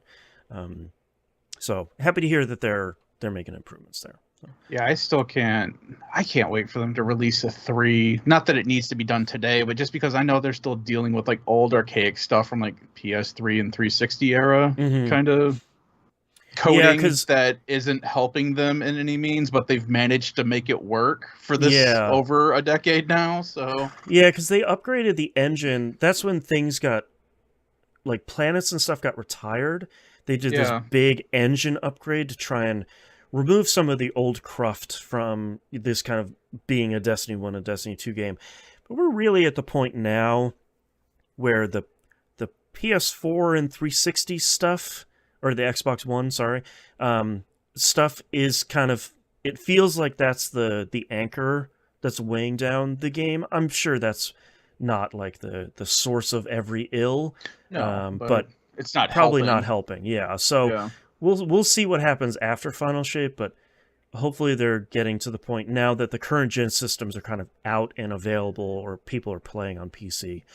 How much of that stuff is going to get addressed. We'll see. But Destiny 2 seems like it's in great point. I'm hoping that during the lead up to the Final Shape and then Final Shape's release, that things are as smooth as possible. Say I enjoyed the first 2, and this has kind of just turned into a game where it's like I enjoy watching it from afar now. Yeah, like hearing about it. And it be like, sucks when I fun. hear that hey, this season is horrible. Don't bother. It's like, well, that sucks. And then you get stuff like this where it's like, hey, they're kind of getting back into it. Yeah, and everything's starting to look better. It's like, all right, cool. And the cool thing about Into the Light, this kind of mini thing that they're releasing, is it's totally free for anybody that has ever owned Destiny 2. So like, it's cool just to see them be like, hey, we've got this cool horde mode that you guys have always been asking for. It's free. So just hop on in and start checking it out. Have at it. Yeah. Next game here, I played a bunch more Slice and Dice. This has been kind of continues to be my kind of laying in bed at the end of the day game, which I greatly appreciate this game for.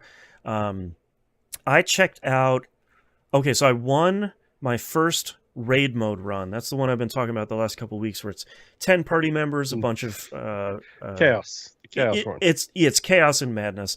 I think I just kind of lucked my way into some really good party members as opposed to kind of making good choices, because I'm still learning the game, so I'm not necessarily always making like, oh, here's my favorite class, or here's my favorite item that I can equip on my party members, or anything like that. So I beat that. My final boss on that was 2 dragons back to back, or like that you're fighting at once, and I smoked those dragons, which was really great. Because dragons do they have 30-something health, 40-something health. They do 15 to 20 damage each turn. They are rough. So it was fun to kind of go in there and work them over with 10 party members at once. I unlocked so much stuff for beating that. One of the achievements that I unlocked, and it wasn't because I beat that difficulty, is essentially I beat that difficulty, which unlocked an achievement. That achievement was my 45th achievement or something. That unlocked 45 additional new items. It's just here's a new items, and it's just this grid of icons. It's wow, okay, cool. Did you unlock the achievement yet for using undo too many times and getting all of the junk items? I did, yeah. Which is pretty rough. So it was nice to see that. And I've been unlocking achievements like crazy of win 100 fights, have 200 heroes die, heal 1,000 health, and stuff like that. I unlocked generate mode, which is essentially you're getting completely randomized party members that have randomized... I love this mode. It is so chaotic. I feel like I don't get it yet. So your party members are randomized, and so are the skills that are on the face of the die, and their spells, and kind of everything. The names are 43-209T. Right, they're all just gibberish numbers and letters put together. It's cool because I think if you want the most randomized version of this game, I think I want to run on that on normal, and let me tell you, it was very difficult. I was gonna say, this sounds like a 4-job fiesta mode. It's really tough. Yeah, because when you start a run, they give you kind of 3 archetypes that you can pick from.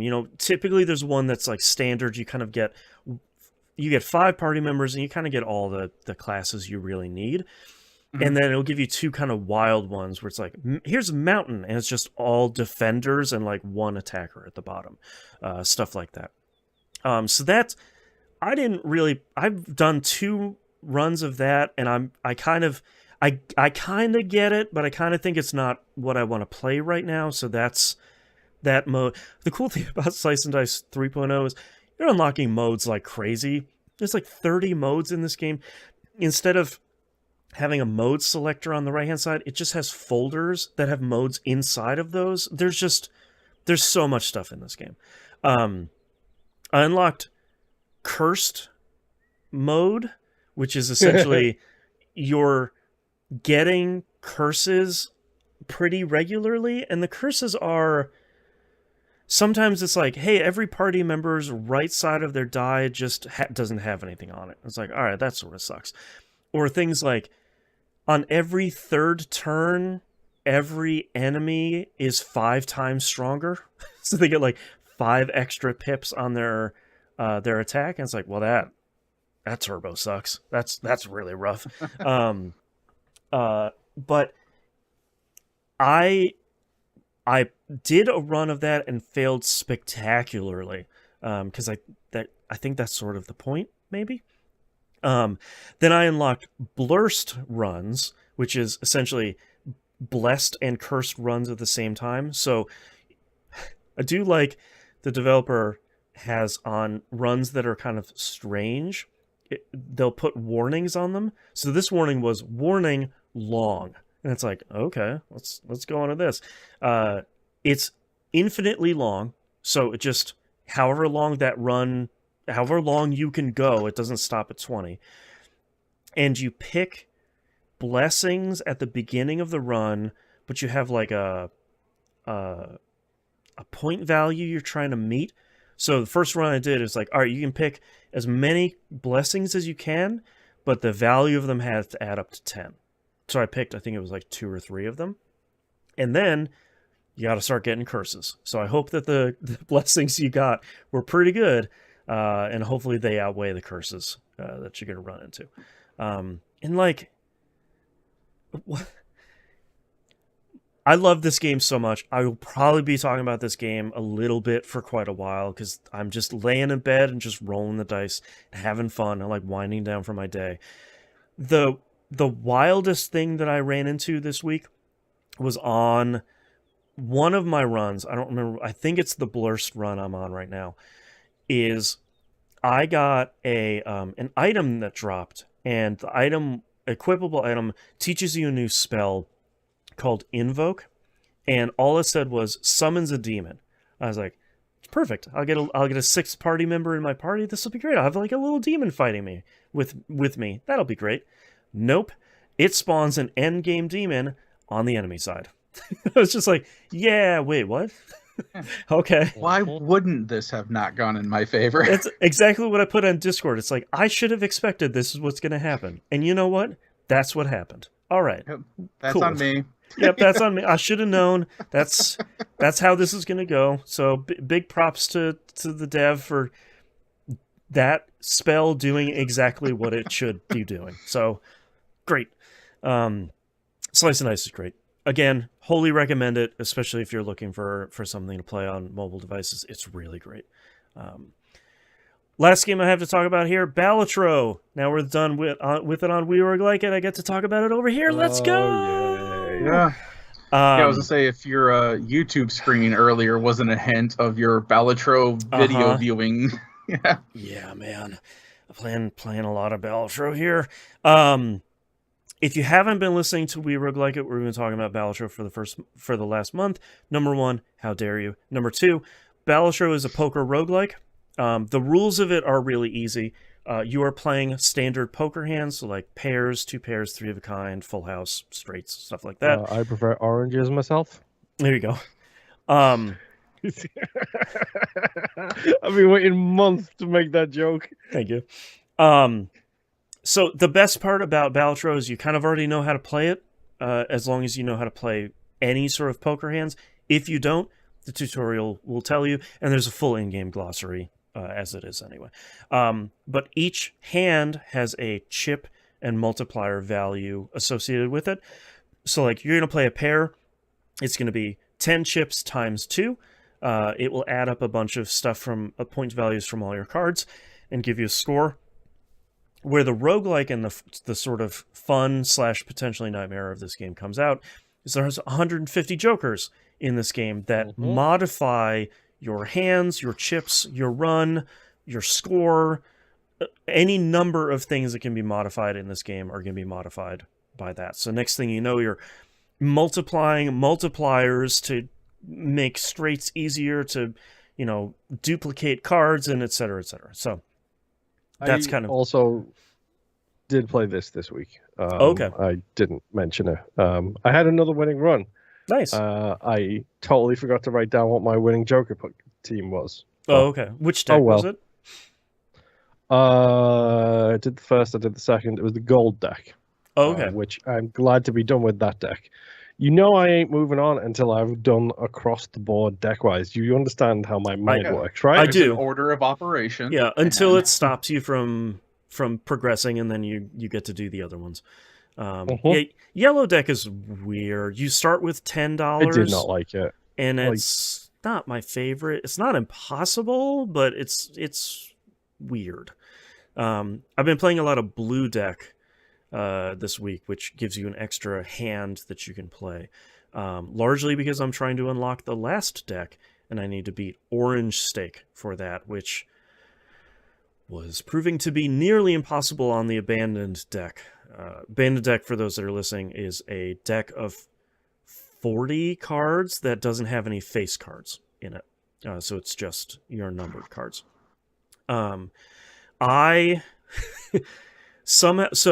If you weren't listening to We Rogue Like It, or if you listened lately, the thing I'm trying to do is I'm trying to unlock the last Jokers. I am now down to 147 out of 150 Jokers unlocked. I'm kind of slowly working on the last ones as I'm doing these last couple decks and trying to see if those can happen naturally. I got the Joker for playing all of the heart cards in my deck in one round, and I don't know how I did that. Interesting. I wasn't playing Abandoned deck at the time, and I wasn't playing Checkered deck. Checkered deck is only 2 suits at once. It eliminates the other 2. So the only thing I can think of there is you have the Joker that makes every card played count towards scoring, because that's the game changer for me. Like, because then when you have a pair, you can fill her up with 3 more cards, and they are counted. I actually don't play that card that often. I will sometimes if I have a run that can benefit from it, but I usually don't. Not that it's bad. It's usually not my my play style in general.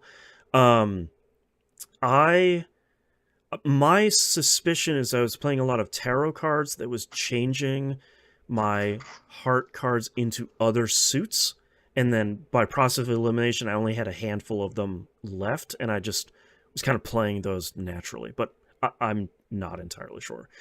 I won a run with only 4 Jokers maximum at a time, which was easy enough to do because I won a run in the painted deck, which only gives you -1 Joker. Yeah, -1 Joker plus 2 hand size, I think it is.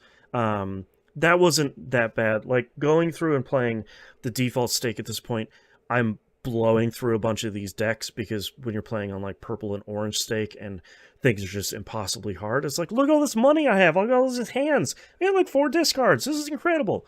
The world's my oyster. I completed my first challenge run, and I did one called Rich Get Richer, which was, the description of it is a little bit confusing, but it's essentially, you cannot play the chip value of your hand you're playing cannot exceed the amount of money you have on hand. So if you have $100, your chips played can't exceed $100.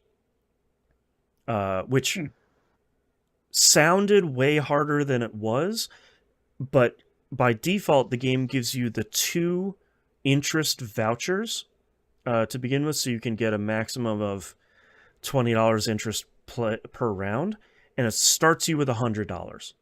So if you're kind of not spending more money than you're earning as you're going through, it's a pretty easy win at the end of the day. I think I won.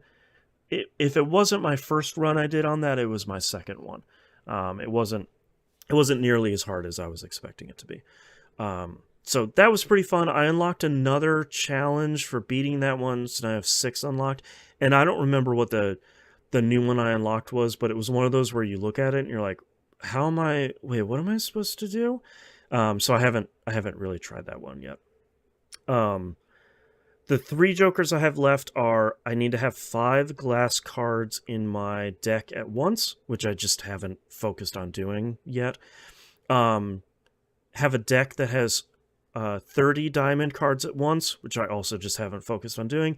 And then play a hand that contains 4 7 of clubs. And I just haven't got to the point where I'm rolling enough wild cards to do that. But a lot of my week this week was, all right, let's fire up the blue deck and let's kind of see if I can get to and beat orange stake on this to get that last deck unlocked. And I'm up to the point of the game that always causes me the problems, which is purple stake, which is, for anyone that's not playing, every time you select a new stake, it inherits all of the previous stakes.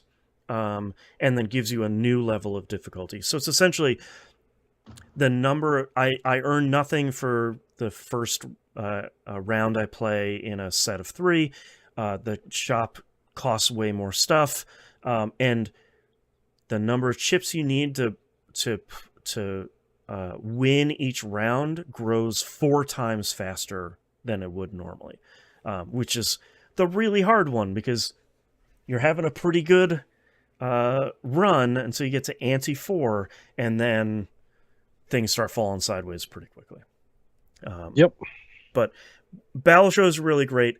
That's about all I've completed this week. A lot of it is like, all right, I got to Ante 2, and there are no real jokers in the shop that can make a run, so whoops, I'm dying. All right, let's do another one. So that's Balatro. I'll continue to talk about it over the next X number of months. 2 years. Yeah, probably. All right, but that's all I've been playing this week, so let's take a break. What time is it? 4:30. Sheesh. All right. Are you guys ready to do this next segment? Sure. I should probably open up my show notes. There we go.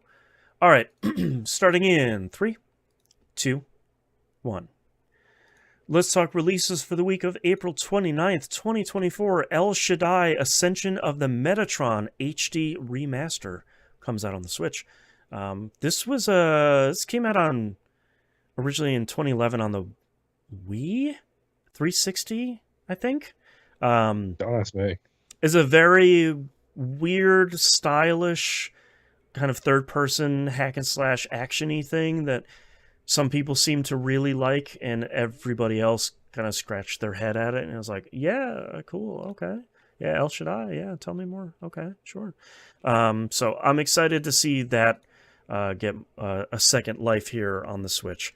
Hopefully it does well this time. People seem to really like that. Next up, Braid Anniversary Edition comes out. PS4, PS5, Xbox One, Series consoles, Switch, PC, OS X, Linux, iOS, Android. You got it. Braid Anniversary Edition is coming out on it. Hey, Boston. I've never played Braid. Yeah, we've been... The Game Club crew has been waiting for this this version of this game for a while to try and play it on Game Club. And that maybe soon-ish we'll see. Braid is sort of famously the real. But here's my question. Sure. If we cover this on Game Club, does Jonathan Blow show up in our comments and make a comment on it or no? I really hope not. No. I'm okay without him showing up.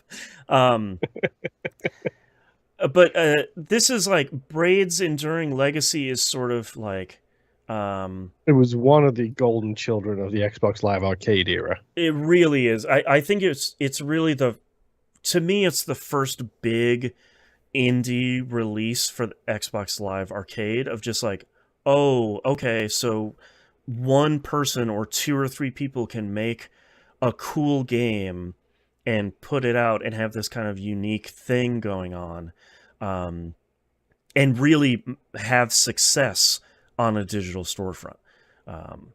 It was this. Meat Boy was right up there too. Yep, Super Meat Boy was another huge one. Geometry Wars was another one, I believe. 100%. What else was there? Explosion Man was really good one. Good. The Maw was another big one. So wasn't that one? Wasn't there? Well, Alien Hominid and Castle Crashers. Castle Crashers. Yeah, it's kind of like eat the beans and hug everybody. Right. Well, I don't know what that one is. Like that era of kind of Xbox Live Arcade indie releases. Braid was definitely part of that.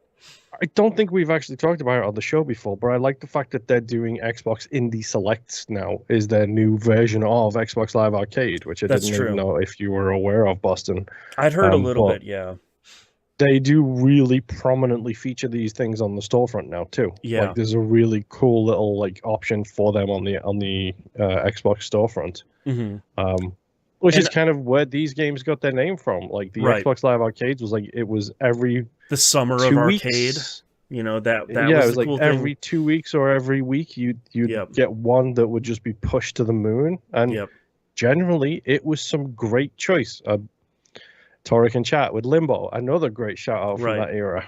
Iron Brigade, like that's some real cool stuff came out during that stuff. And I think the Braid Anniversary Edition is pretty interesting because they added a bunch of extra levels in here, and they added the thing that I really like. We actually forgot to talk about this with Superliminal when we talked about this on Game Club, of being able to have the developers commentary on while you're playing the game. Superliminal had a really cool one, and they recorded a ton of stuff for this Braid Anniversary Edition of having, like Half-Life 2 did it. It's got a little node here, go up to interact with the node, and the developers are going to explain everything about the stuff you're seeing in the level you're playing. So I think that's cool.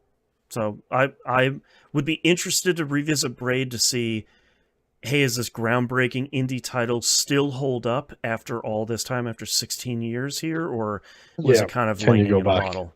Right. Next game here, Front Mission 2 Remake, comes out PS4, PS5, Xbox One, and PC. This came out on Switch a couple months ago, I think. Boston. Yeah. It's on Xbox. Yeah. Does this mean I have to buy it after all of my complaining about not releasing these games on Xbox? No. I don't know if you would like this. I don't know if you'd like Front Mission 1 and 2. They are... to me, they're great games for the time, but they have not aged very well. If you 3 is fantastic. If you loved 3, I don't think you should play 1 and 2. 1 and 2 are really great, but I think the biggest problem with them, they have the cool stuff of customizing your Wanzers and doing all the putting the bits and bobs on them, and you know as well as I do that has a good mouthfeel. It really does. That's why I want to say it again. But one of the biggest criticisms of this game that to me is a strength of it, but I think is a fair criticism of this game looking at it over time, is that your attacks on the enemy Wanzers aren't guaranteed. So when you go to attack another unit, it's not like an XCOM where it says, hey, you got an 85% chance of attacking this enemy, so you know you're going to miss and you're going to be pretty frustrated about it. It doesn't give you information like that. It will just say, all right, we're going to volley 3 missiles and we're going to shoot like a giant chain gun at it. And you're not guaranteed to hit specific body parts, and you're not guaranteed to hit at all. So a lot of people get really frustrated and understandably, that I had all this health and I have 3 units attacking this one enemy, and turn after turn, the dice rolls are bad and I'm just not hitting the enemy at all. And that's just kind of how it goes. So I think if you liked these when you played them translated by like RPGE or whatever, and you're playing it in ZSNES back in 1995, you'd probably pick this up and have a good time.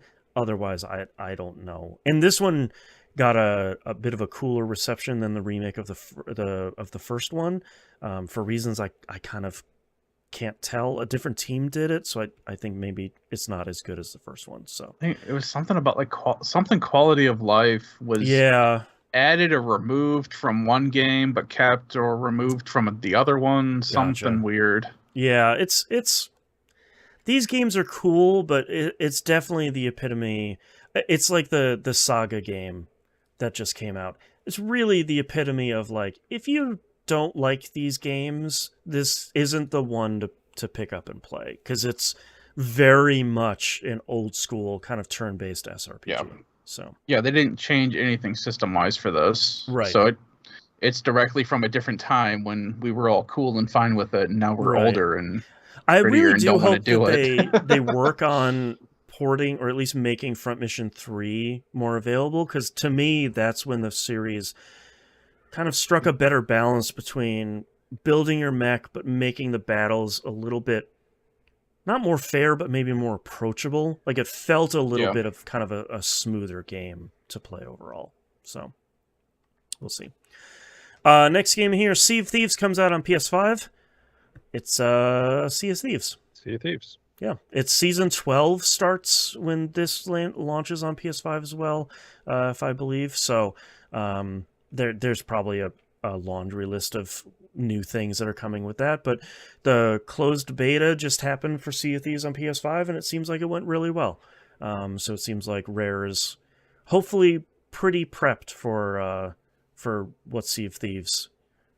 I'm assuming that the there will be a great interest for Sea of Thieves on PS5, but we'll see when it comes out this week. So, last game we have here, Endless Ocean Luminous, comes out on the Switch. It's not a puzzle game this time. That's the Lumines. This is somehow a sequel to Endless Ocean. It's kind of like very chill, third-person, underwater ocean exploration thing that's really not about fighting or doing much of anything in the positive way. I know that sounds kind of like catty. It's like, oh, it's one of these games you don't do much, but it's kind of the point of like, hey man, do you want to explore the ocean and see some cool ocean stuff? You got some cool ocean stuff here in this game. And also, a lot of people found that they have a fear of the ocean from playing Subnautica, which was a game about things just showing up. Yeah, it's a very good game to enhance that fear of the ocean, one might say. Yeah. So if you want the opposite of that, where you're just going to kind of hang out with some fish and eels and sharks and stuff and learn about them, Endless Ocean Luminous seems pretty cool. So no Leviathans here. That's right. That's right. Mm-hmm. Just big whales. Real quickly, Game Pass this week is going to have a Nice Death. That's coming out this week on there.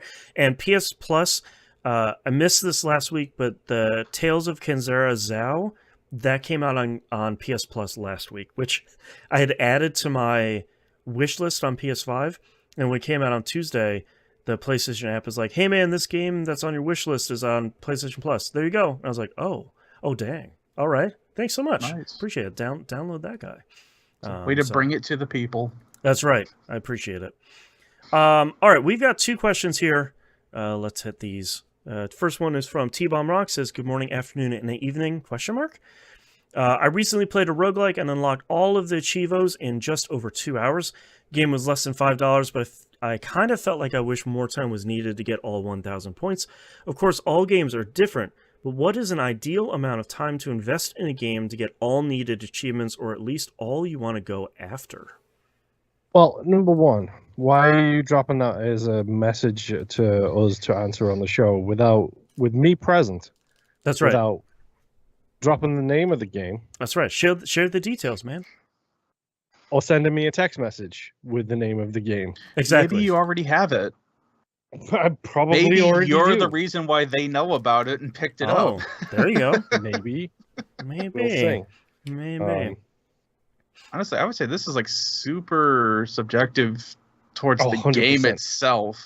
Yeah. Because between the three of us, I am the biggest prude for 100%ing a game. I won't do it unless I am having the absolute, the absolute time of my life. Mm-hmm. And I think for me, that's what's important, where if I have beaten the story and I've unlocked most of the achievements or trophies in a game, and there's just like a couple things that it's like I just have to put in some time. It's not like RNG based or, like the Spider-Man games on PlayStation. Yeah, it's like Spider-Man. Just complete a little bit more and you got the platinum.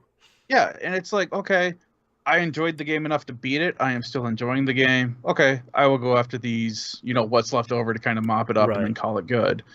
But anything outside of that, where it's like the moment I stop enjoying the game, there's no way I'm going back and doing the achievements. I don't care. You're not going to get the complete the game 7 times trophy?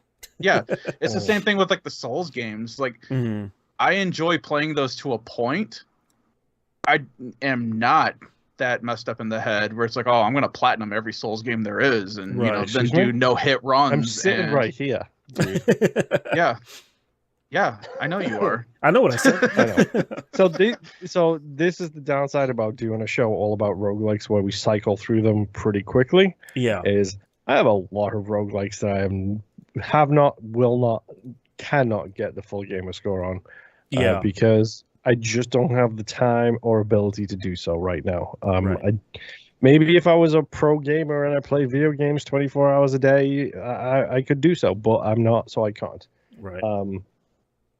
For me, the ideal achievement balance is no multiplayer achievements, because I hate multiplayer achievements, period. God, they're the worst.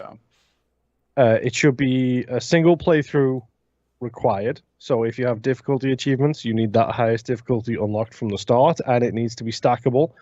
Yes. Looking at you, what was that cool game that came out last January on Game Pass and is now coming to all of the other games? The rhythm platformer combat thing. Oh, you know what I'm talking about? I don't remember the name of it. Well, that has 5 difficulty achievements and not a single one of them stack. There's a reason I haven't played that game. That's annoying. Exactly. So I was like, this game sounds interesting after you guys were talking about it. I should look at it. Looked at it, it was like, these difficulty achievements do not stack, and you only get the hardest difficulty once you've beat the game once. Like, go away. I'm done. Bummer. But the ideal like achievement balance is like 50% progress through the story, 25% completionist, so collectibles, whatever. Ideally, not all of the collectibles. Control learn from this. Collect 60 collectibles. Don't collect all 500. Get 60, whatever. Yeah. And then the other 25% should be oddball achievements. The achievements that you don't think... The fun stuff. The stuff you wouldn't normally do to get it.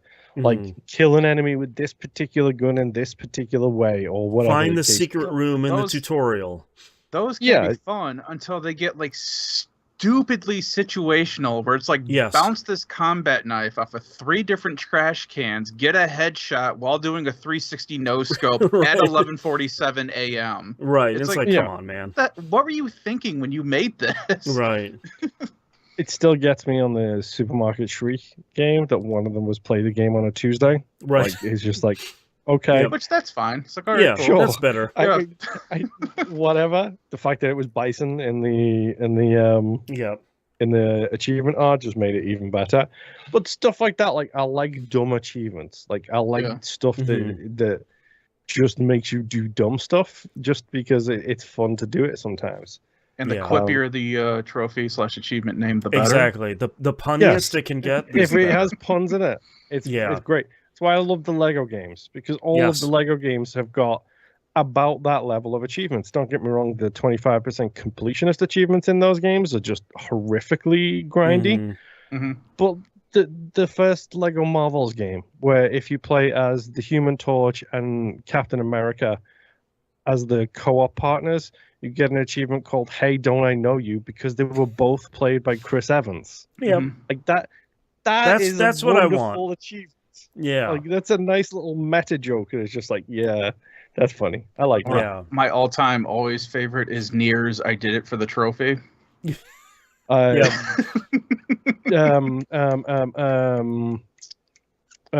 Yakuza 0. Same thing. That has I did it for the trophy achievement. Yeah. I know what you did. I think my big thing for like platinuming or 1,000 pointing games is like I think I'm in the same boat as you guys are, where it's like it has to be relative to the type of game. But when I think of like the Spider-Man games are to me the kind of prime example where you finish the game and you have probably like 75-85% of the trophies, and you look at the rest of them and you're like, all right, I've got like 2 more nests to clean up. I need to capture 1 more burrow and I'll be done with that. It's like, I've got like a couple of hours to clean up and then I'll get a platinum. That's cool. I mean, that's kind of my preferred one. I really don't like difficulty trophies anymore, because I'm kind of like, unless I'm really like 2,000% loving the game, I haven't gone back to Final Fantasy VII Rebirth to do more of the open world stuff, because like I'm done with that game. Like I don't feel like I'm never gonna play that game on a hard, because number one, it's impossibly long, and a hard playthrough of that game will be really hard. I was looking at a trophy guide, and they're like, oh well, if you just do all of this difficult stuff, you'll get a really good item that makes your hard playthrough a little bit easier. And it's like, a little bit easier? Okay, sure. Most of the crap you get in that game isn't worth it. Yeah. Like, But like, that's the other thing too. Is just they added if it was just a straight play hard difficulty, fine. Yeah. But then they added the stipulation of can't use items. Right. Your MP, you can't use the benches to regen health. Right. Your MP will not regen like it does like, normally. Now you're just it's like it why? too hard, man. It's like who do you think plays these games? This isn't, Yeah. And I'm okay with like difficulty stuff for that if the game is short and I can kind of like play an hour of it and kind of play through like a platform or something and master it. But I would much rather get a platinum for something like The Binding of Isaac or Balatro, where it's kind of something you're working on, or like Enter the Gungeon, where something you're working on for months and months and months, kind of in the background, and you're getting better, you're kind of increasing your skill, you're unlocking a bunch of stuff. You're not doing anything maybe necessarily impossible, but you have kind of the long-term trophies that you're working on. I prefer that stuff more than like... Also, yeah, go on. Accessibility options should never void out achievements. 100%. That is garbage. I'm glad. I think we, over the last maybe year we've seen or two, people do this more and more where they don't. Yeah, I think we're seeing less of that. Super appreciative of it. Yeah, because I don't want people that want to use or need to use accessibility options to feel like they're othered or less than just because they need whatever the accessibility options provide them. Like, it shouldn't be like, oh, well, you weren't playing the real game. You weren't playing, you gave that crab a gun, so you don't get any trophies. It's like, just let people play the games to get the dumb fake trophies. Like, no one gets a real platinum trophy when you get a platinum on the PlayStation. Like, you get a little thing that pops up in the UI and spins, and goes, Pew! And that's feel good for 2 seconds until you hate yourself for all the time you spent for that one platinum. That's right. The normal stuff. Let's move on to Favor's question here. We got a second question. Well, I think it's time for another food cast. All right. Let's do this again. Again. Yeah.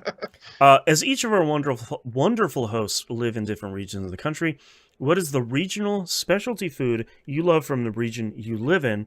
What food do you miss most from where you grew up? Moon, proper back bacon is a very valid answer. We'll start with Moon then. Yes, it is. 100% it is. What would you miss from where you live, and what do you miss from where you grew up?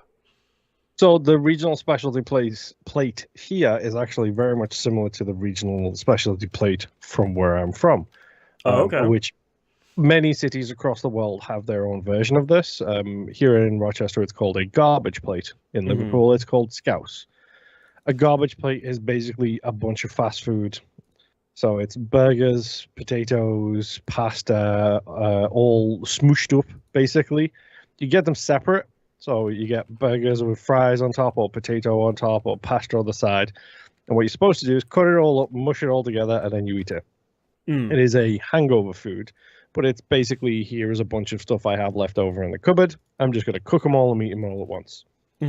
Scouse, which is from Liverpool, where the term scouser comes from, is very much the same. It's a broth meal, essentially, where it is a soup just with everything left over from Sunday dinner chucked in. So your beef, your carrots, your potatoes, all of that basically put into a giant pan and then left simmering for hours and hours and hours and hours. And then when you get it out, it comes out like a bowl of soup, but full with all that kind of stuff. Hence a broth kind of food. That sounds really good. Scouse is delicious because it's served super hot too. So like it's one of those great winter day meals. But it's a working class city, as was Rochester at one point. So it's designed for working class folks. So it's get your leftovers, throw them in a tub, cook them, you eat them, done.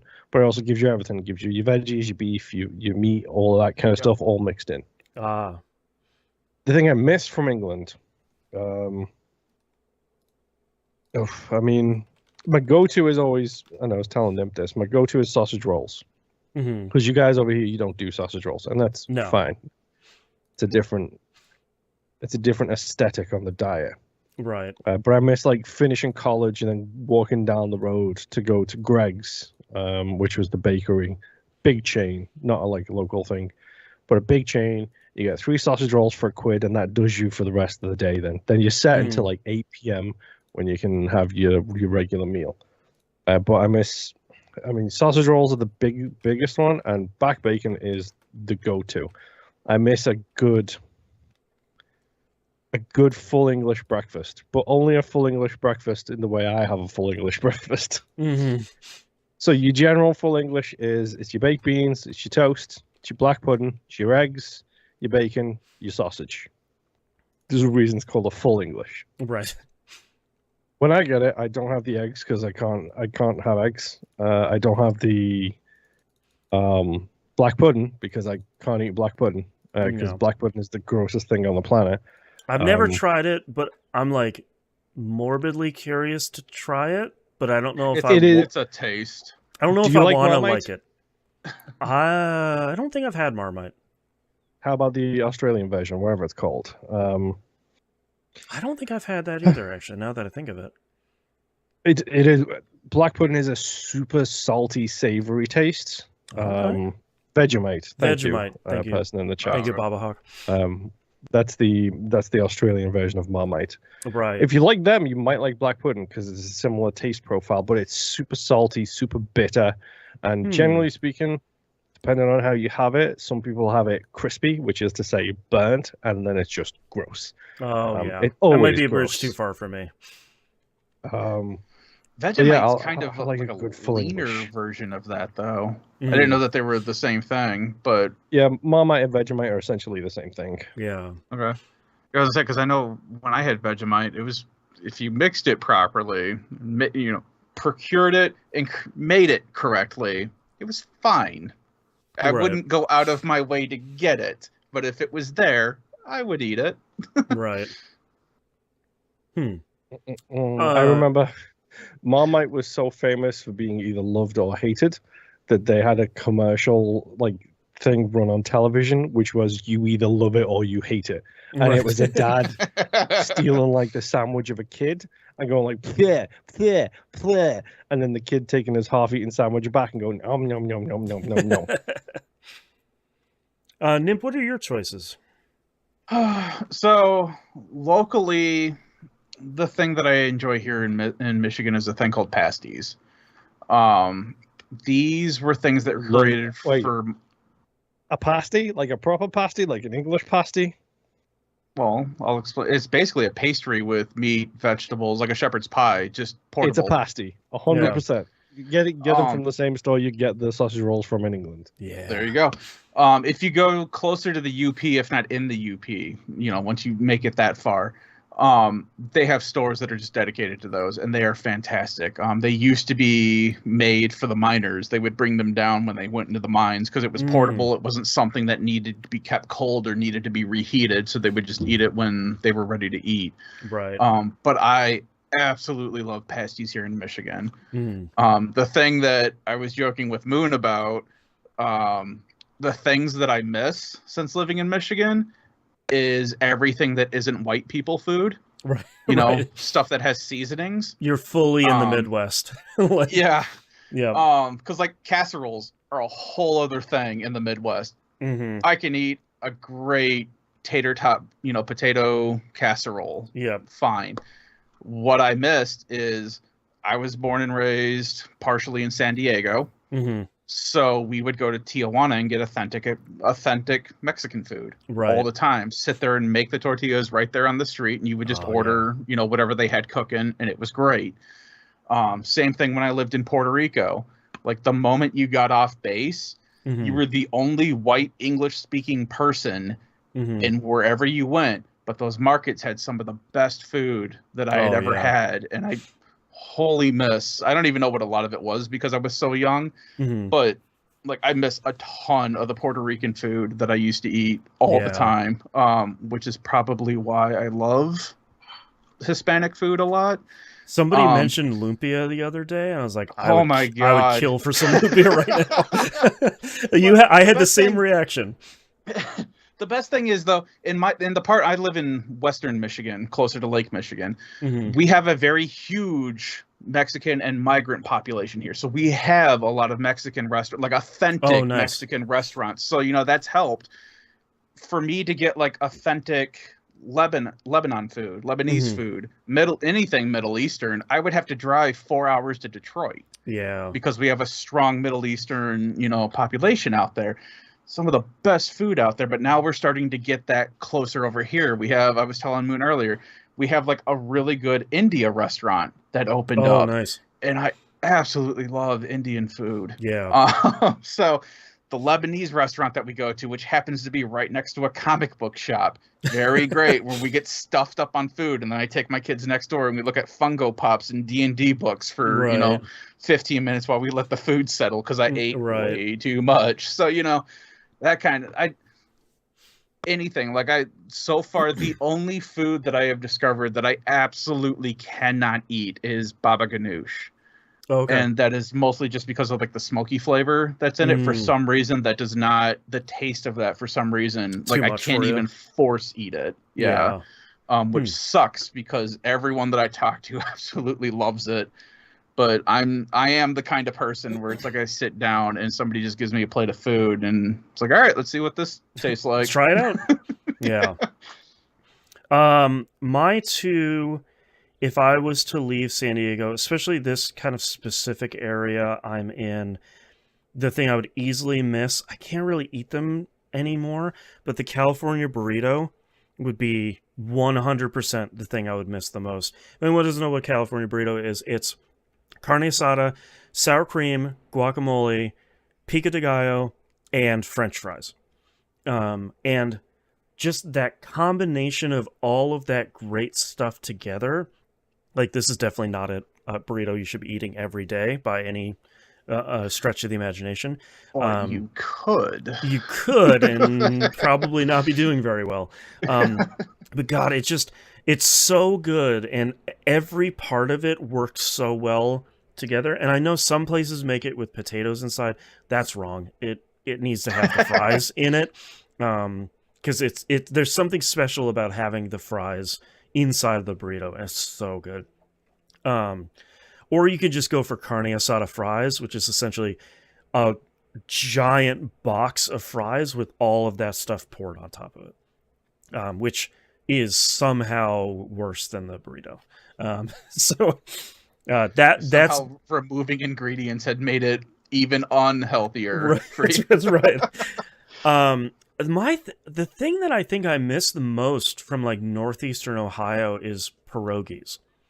Like we really don't have pierogies here, and like growing up and going to like a church event and just getting sick full of potato pierogies and just like, yeah, I'm 8 and I'm gonna have 30 of these things, and they're incredibly good. Which is like, there's a super huge Asian community in Liverpool. Asian meaning Chinese and Japanese.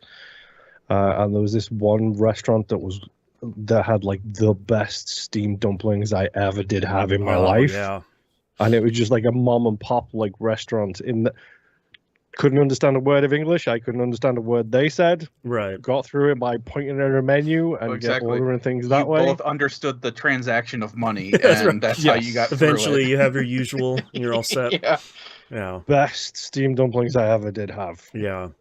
I think that's the thing I miss, because I feel like we here, especially around the San Diego area, you kind of can get whatever you want. And even if you need to drive into San Diego to do it, it's really not that far. Yeah.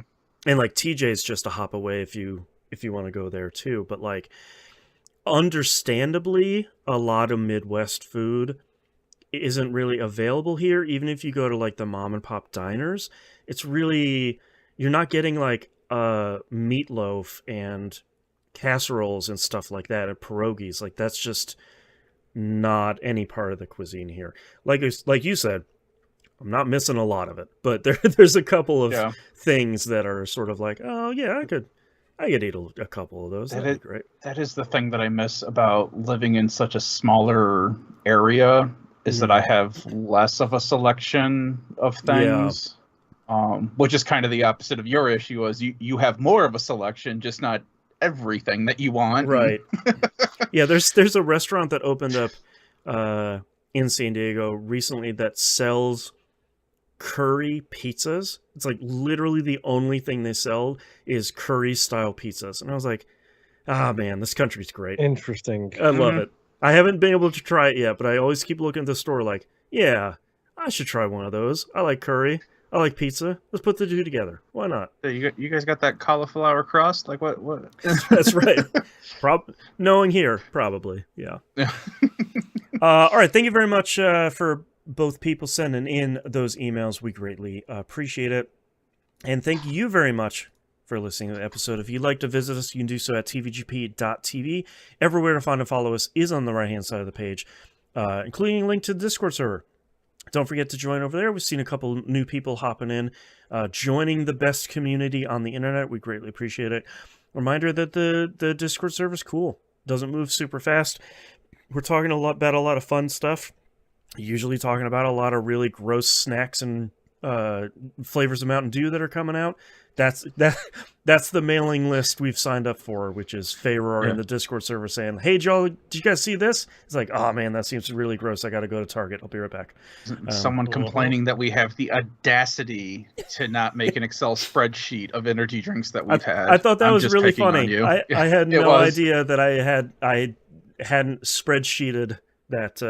I'm not gonna lie. When we first started messing around with that thought did cross my mind. But pretty much what I said in the Discord was like, "Nah, I don't want to think about this too hard. I just want to be done with it." Yeah. So, I already do that for the brands of vape that I like. I already do that for the brands of coffee creamer that I like. I don't need to keep doing it for everything that's positive in my life. I don't need another spreadsheet.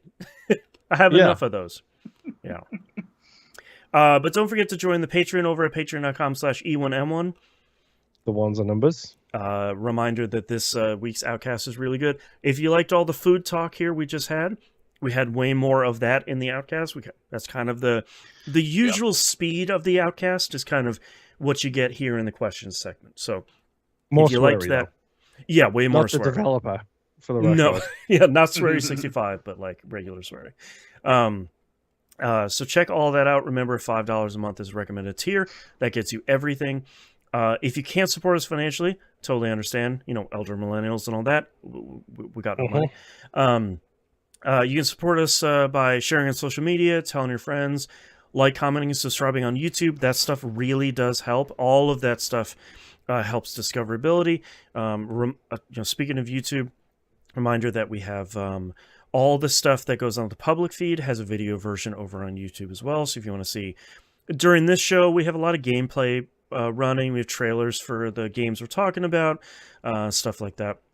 And for the other shows, it's really just it's kind of us talking. So, but all that stuff is over there on the YouTube channel. Everything else, like I said, on the right-hand side of the page. And I think that's it. So we'll see you all next week. Bye. Bye. Bye. Nimp. What are your titles? I wrote down one because it was said at the top of recording, and I believe it can't be surpassed. Okay. And that is. Oh, we're got a fight going on here because I got think one at so. the end of recording that can't be beat. Oh my, okay. Ranking my favorite problems. I have that one written down too. That's a good one. Okay, that's a very good one. All right, Moon, what is your list? Press F to flashlight. Necromancer is easy mode. Ghost of a Ghost. Game of the Year, It Sucks. Celebratory, Yus. And my vote for the winner is I Don't Need Another Spreadsheet. Oh, spreadsheet related titles. I didn't write that down. I don't need another spreadsheet. I mean, if it wasn't for the spreadsheet and ranking my problems, I would go for Ghost of a Ghost, but every other title I've got gets blown out the water by those two. Mm-hmm. I have ranking my favorite problems. I don't know if it was the mods. I've been struggling with skeletons and vampires. It's just like that, like that's like mental health check-in. I'm living in an anime, apparently. Yeah, like I'm just my week was pretty good. I'm just struggling with skeletons and vampires, though. The ghost of a ghost, a celebratory yes, and I don't need another spreadsheet. I gotta say, banger week for titles this week. Down to Boston. Which one does he feel? Which one reaches to his heart that he knows? Like Moon said, any other week, Ghost of a Ghost would be perfect and would be the winner. Mm-hmm. I'm really torn between ranking my favorite problems and I don't need another spreadsheet. Let me just get behind my podium here. I was going to say, are you going to make your case here? Dust off these soapboxes here. Yeah, give the floor over to the representative from England. Thank you. While I do believe that Ranking My Problems is a very powerful title, and normally I would be a shoo-in and an easy shoo-in for the title, I do believe that based on the audience that we have, the terms ranking and problems are going to come up several times in the next, 2 weeks, let alone 6 months. However, I do believe the I don't need another spreadsheet title might not show up for a while, because we don't talk about spreadsheets as much as we talk about rankings and problems. Thank you, Mr. Moon. Your time is up. I'd like to give this over to the representative from Michigan. Yeah, I'd like to challenge the representative from England on this. Spreadsheets get brought up quite a bit in our podcasts, so nowhere near as much as ranking. I don't feel. Please don't interrupt, representative from England. That's fine. I'll take criticism here, but I feel like they're pretty hand in hand ranking and spreadsheets. So I don't know. It's kind of flimsy for you, man. But I don't think you can go wrong with choosing either one. So yeah, that's right. Both of them are great, if I'm honest. Yeah. Well, both of the representatives do bring up a really good point about their. Is this where we flip a coin to sign something into law? No, this is when he just makes a whole brand new title. Exactly. Ghost of a ghost it is. I think I am leaning more towards Representative Moonpier's case here, that I think spreadsheet is a less visited topic. Yes. Oh, no, you called it again. I think I don't need another spreadsheet gets my vote for title of the week. All right. Democracy in action. And I'm ready. Yeah, I'll say whatever. Jeez, all right. This is how democracy should happen. Okay, That's we all have our opinions. That's right. And then we come to the best consensus for the show. That's right. Yeah. Torque. Welcome back to TVGP Span, where the deliberations are coming to an end. That's right. Yeah. Now I gotta buy another URL. All right, Moon said he's ready. Are you ready, Nimp? Yeah, I'm ready. All right. Starting in 3, 2, 1. This is That Video Game Podcast, episode 862 for April 29th, 2024. I don't need another spreadsheet. I can't even reference the movie. He hasn't seen it. How many spreadsheets I have is dictated by the cost of external hard drives. All right. Thank you very much, everybody. Yes. We greatly appreciate it. As always, people watching and listening, thank you so much for spending your time with us. We do greatly appreciate it. And we hope we'll see you next week. Bye. Bye.